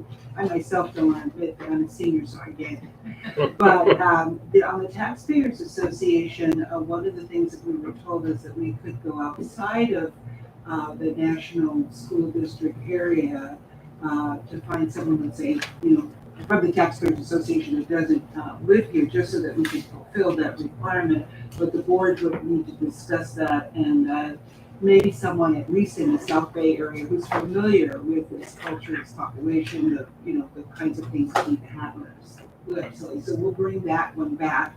And as far as the senior citizen piece, and I wanted to say this while you were hearing the board, is you don't have to be a senior, whatever that definition is. But if you belong to a group that is involved with senior citizen types of activities or events, and I can't think of one right now, maybe one of you may know, that person could qualify. So we're going to try, and of course this is going to be our UCBO's work as well, but we're going to try to see if we can figure this out, because it's been difficult to get these 2 represented. Yeah, and it's not just for national where it's been difficult. Right. This is a finding we've had probably 10 times this year. So even places that had them in the past, because of COVID, they did not want to continue on boards. And so there are a lot of bond citizen oversight committees that are not full right now. Interesting. We're not the only ones. No. Any further comments? Yeah, I have some comments. Those are In regards to page 28, for this one, in regards to general obligation fund project list, I know it says it's limited, but it shall be included in, but I put a special focus in the handicap accessibility requirements in restroom, classroom, and school sites. So, can you please Are you, expand on that part? what's the heading on that 28. page? It says National School District Measure HA Building Fund, General Obligation Bonds Budget List, year ended June 30, 2022. Sorry, do you have a page number at the bottom of the PDF On the bottom? page? Yeah, 23. 23. Sorry, No worries. I skipped the introduction. It's 23. It took my attention because it is very general, but I would like to see if we can be more specific about what other should not be limited to. Oh, and so a lot of this is language from the measure HH. Mhm. And I will say, in reading several of these measures throughout the year, the measures tend to be written a little bit more open and vague, so that the district, because if something extremely specific is written into the measure, and for whatever reason the district is unable to build that, maybe there's a suit in the city and it blocks the build project, those funds would not be allowed to be used for anything else. Okay. And so a lot of the people who write the bonds and write the measures will write them a little bit more open, a little bit more vague, so that there's wiggle room. If one project gets blocked, then they will be able to still use those funds to assist the students and the district as a whole.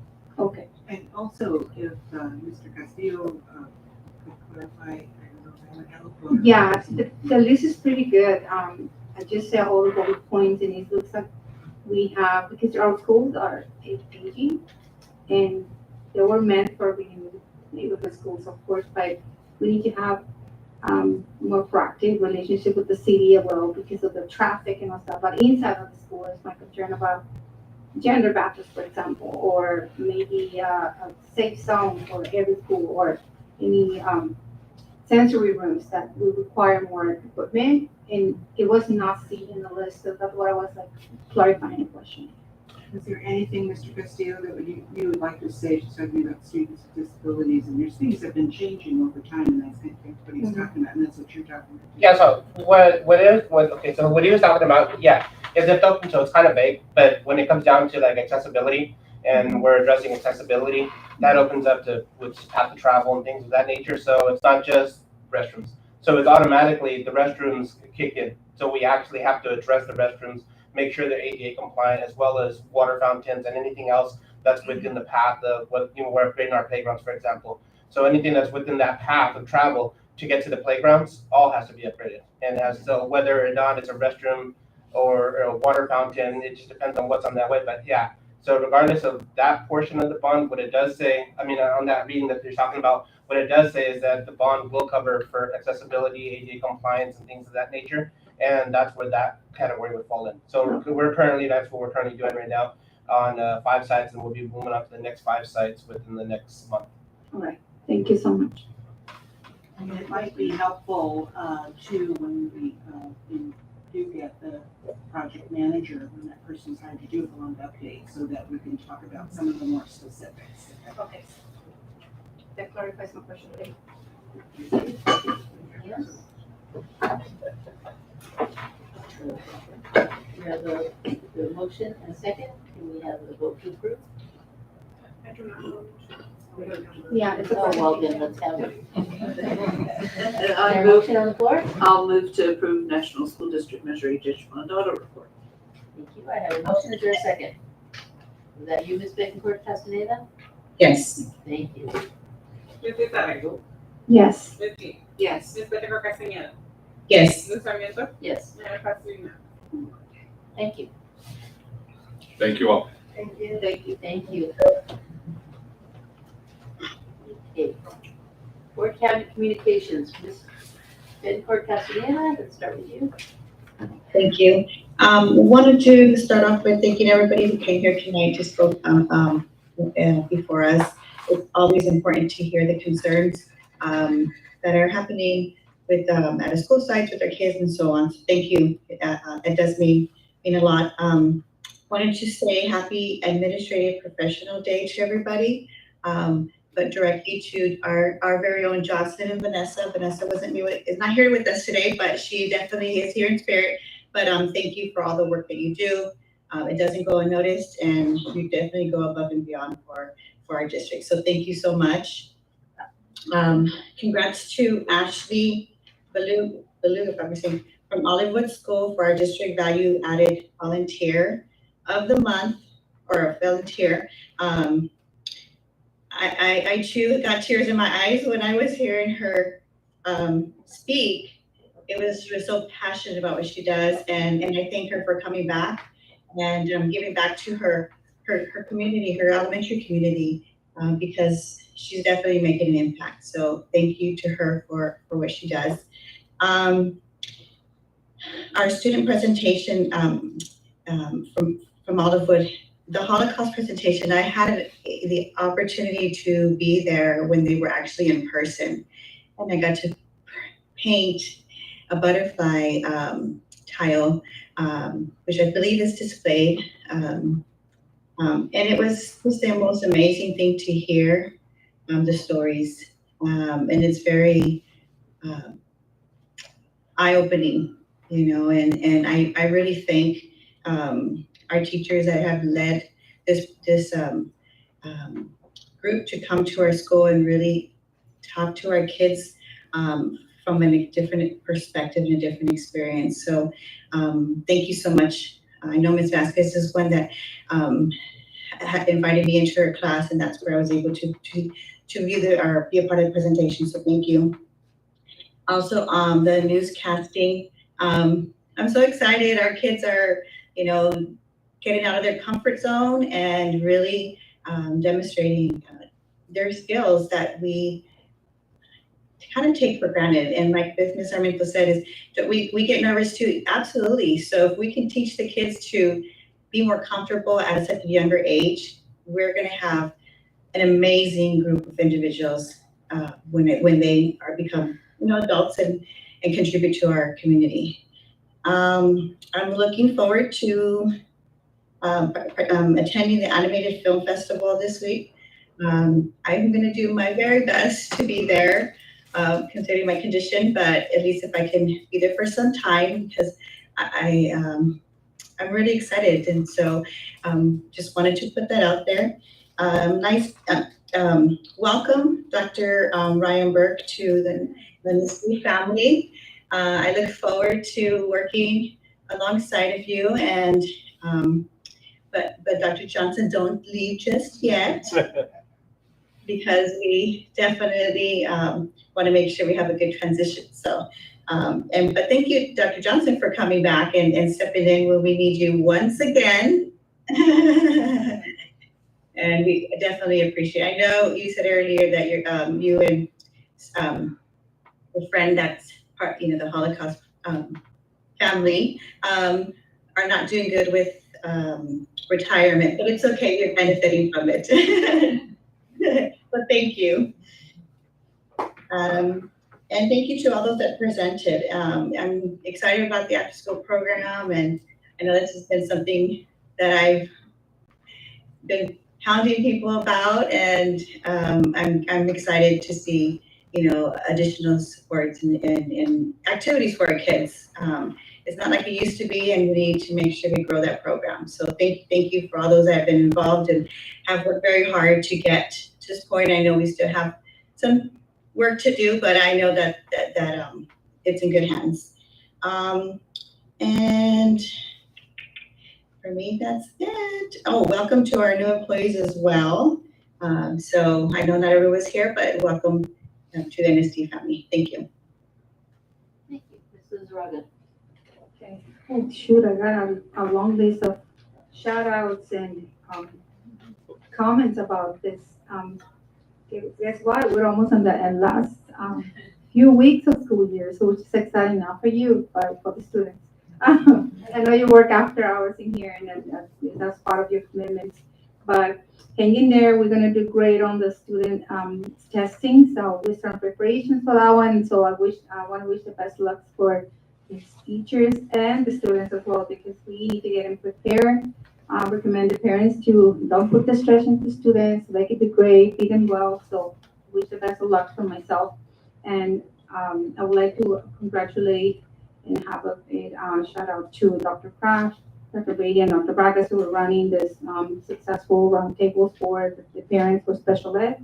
I never seen it in my whole life. Now that I'm a special parent as well, I really enjoy it and learn it. Thank you so much, and that's a great effort in order to support the whole special ed department community. And they were very pleased, expressing learning, and that's was really great turnout. So even though we were two parents at the beginning, we have a great turnout at the end. So thank you for the students of Hollywood, and once an owl, always an owl, right? So as part of the School of My Heart too, and I learned something today about this project. I never heard about it before. So congratulations to the students. And the volunteer of the month, she was very into it. So I see her on the classroom myself, and she's really into the students. So I'd like to thank a big shout out for her. I'm glad that she was recognized today. And honestly, I have an auntie who's a teacher, and she was an inspiration to me. I always wanted to be a teacher myself, but I never got to it. I never got a chance to it. But for me, a teacher is super special. And in Mexico, we celebrate 15 of the year of the month of May as a Teacher Day. I recognize it every single time that they're on the classroom. So thank you so much. And I really honor myself, teachers, and whatever they do in the classroom is invaluable. So I would like to recognize that part. So I would like to welcome Dr. Burt. Thank you for being here, and you're interested in becoming part of the family, and you're officially us. You're officially ours. And also, and Liz Johnson, thank you so much for your effort. I know your expertise brings us a lot of open eye here to us. So thank you so much. So I would like to also let you know that I'm going to be in a multilingual conference tomorrow with Mr. Lopez and some of the parents from Kimball. Let's see what I can do in support for the dual language program there, and how about we can continue as promises were given before. So I would like to see how many much we can support the school.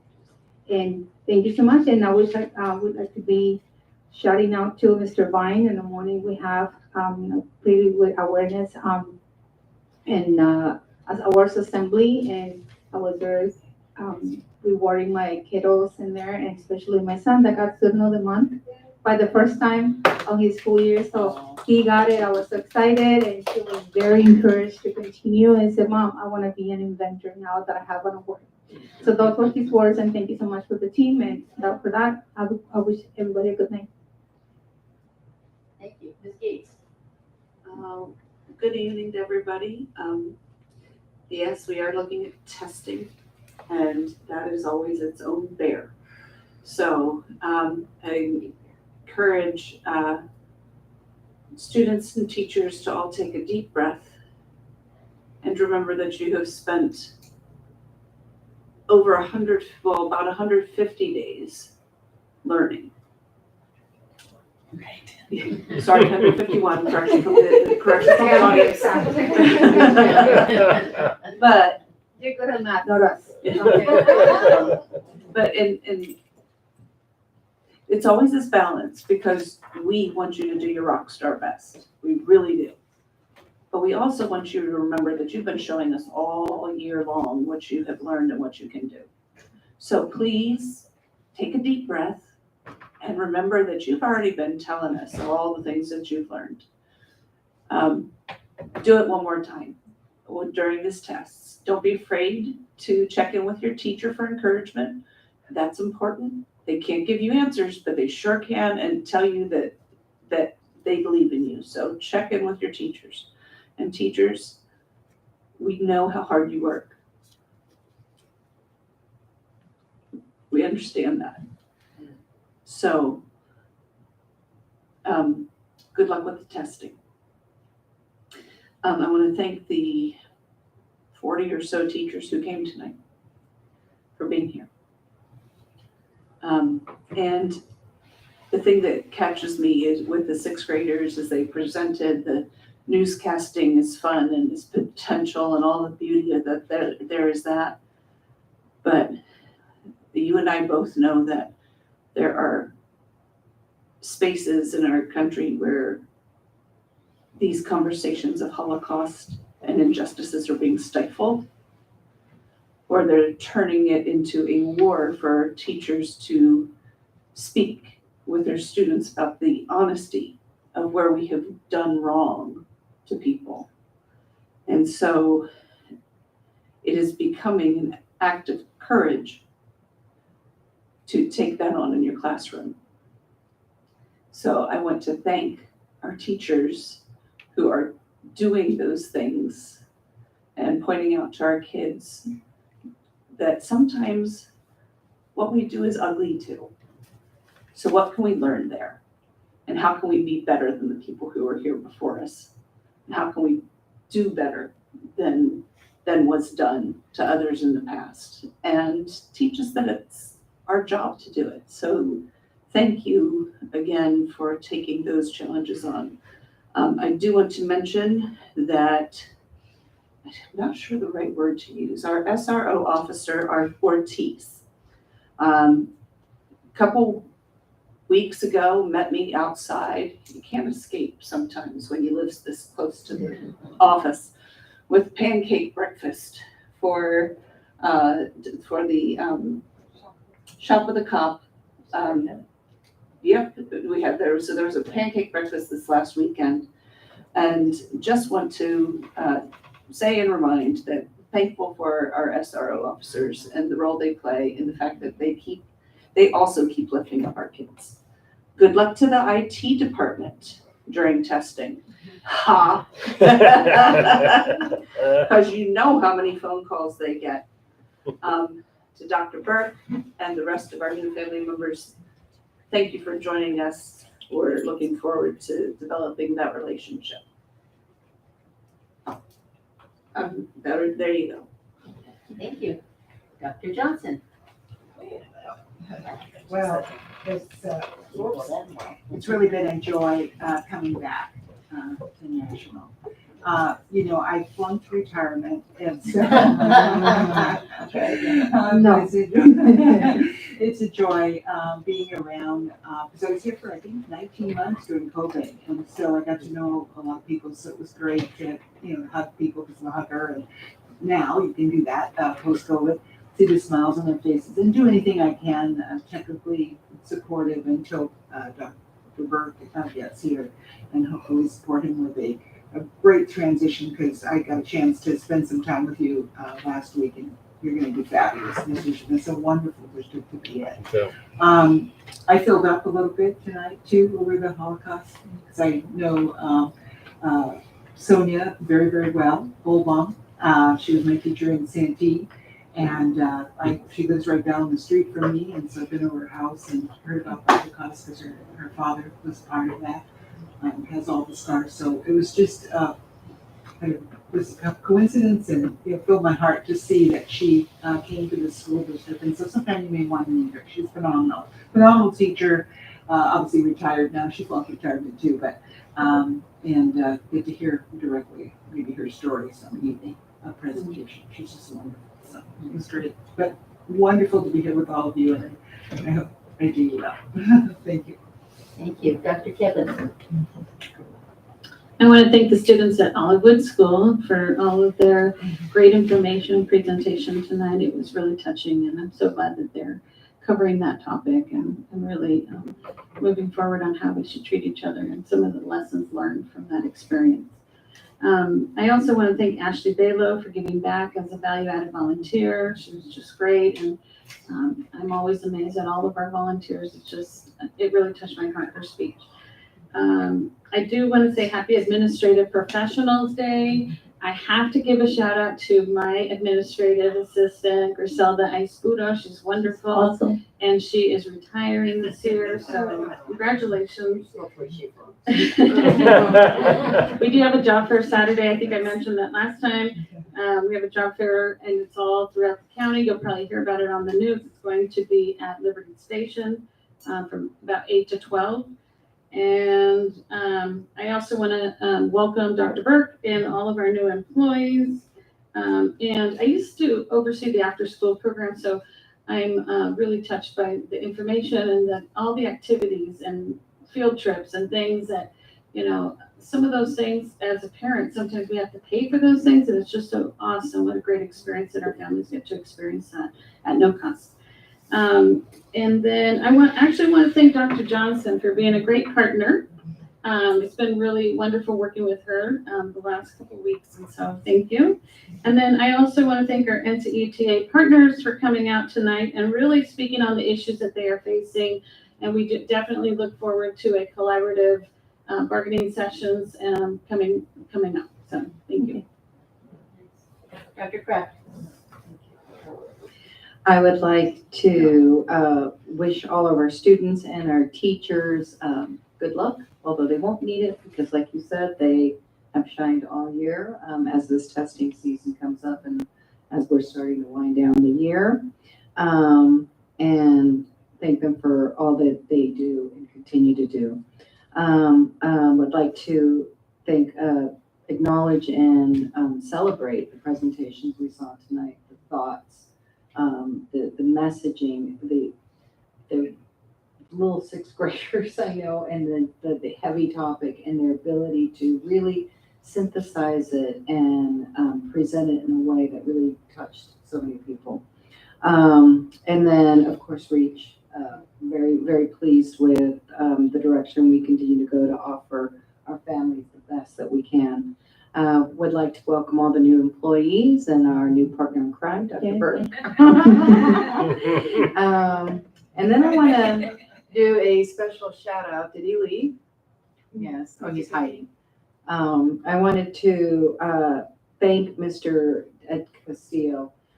Funding is often has all kinds of strings attached to it and deadlines, and we came up with an idea to not lose the funding that was kind of in the 12th hour to do our athletic fields, and he has been absolutely magnificent. And it's going at such a rate. My mind is blown when I'm looking at what he's producing. And then, which will mean next year we can expand our intramural sports programs to other sports and make it bigger. So I just wanted to give him a special shout out. Yay! Yeah. He's humble, he's somewhere in it. Dr. Brady. All right, I will try to keep my comments brief. First, I would just like to make sure that the board has it on your radar that Saturday, we do have the Animation Film Festival. If you don't have your tickets, let us know. You do need a ticket to go into the theater. We are super excited that every one of our 575th graders will be spotlighted on the big screen through this red carpet event. And CNN actually gave me a call. I think Trustee Sarmiento walked in on the call while I was talking with CNN, you heard that right, and they have decided they wanted to pick up coverage. They said they needed an uplifting story. They heard that not only were our students identifying social justice issues, but they were presenting solutions and how it will benefit the world. And in our vision statement, we talk about being world citizens. They will be interviewing Dr. Kraft as part of that program. We want to give a special shout out to Dr. O'Connor, who was very instrumental behind the scenes in doing all of the coordination. And of course, to our teachers who were in the classroom assisting with the instructors to make these videos. So it's going to be super excited. We hope you can come. If you can't, let us know. We'll give you access to a couple of the videos so you can see, kind of get a visual on it. And if you come, you have to dress up a little bit. It's going to be pretty exciting. Speaking of that, I had the opportunity through a partnership with the Learning Center Collaborative to go to the ASU GSV conference, which is the Arizona State University meets Global Silicon Valley. And it's a mashup of educators that come together with ed tech startups and people in the tech industry. And it was very eye-opening to see what's coming down the pike. So you remember back in the day, we had the industrial age, and we taught rote repetition for our students to grow up and then work, be viable to work in factories. When the factory jobs became more automated, we switched over to the information age, and we started to teach more information skills. This conference this year really focused on AI and artificial intelligence and what that means for K-12 trends and some of the skills that our students are going to need and implications for professional development for our teachers. So I felt very thankful to be at the conference and to get that thinking started. We've already started talking with our leadership team. We look forward to doing some collaborations with our staff as to what does that mean when some of these new technologies become embedded in our everyday learning tools. I want to congratulate Leticia Segura, Dr. Segura, for being Principal of the Year for CALSA here in South County. We were so happy to celebrate her last week. You probably saw that on social media. Big shout out. It's been very honoring for National School District. And our own Dr. Keppen presided over some of the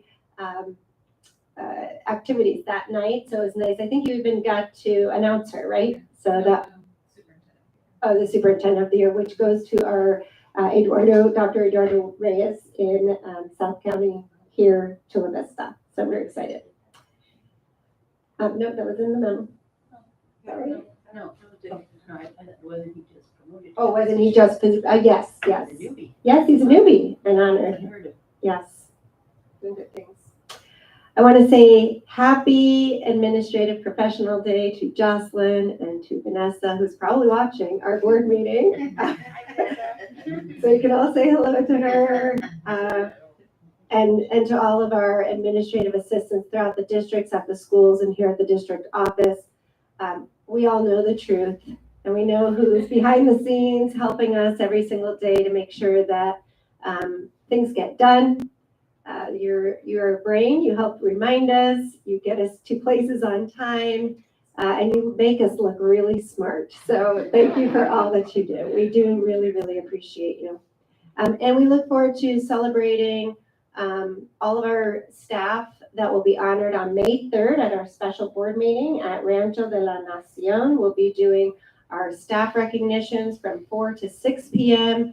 We'll be celebrating some retirees, so bring your tissues, but also our Teacher of the Year, our Classified of the Year, our years of service for all of our employees who have been with us for milestone years. And so we're looking forward to celebrating them. And then following that, we'll celebrate our students, our distinguished scholars, our book winner, and we do have a perfect attendance winner this year. So we're looking forward to that without looking at the COVID years. But up until COVID and this year, we have a perfect attendance.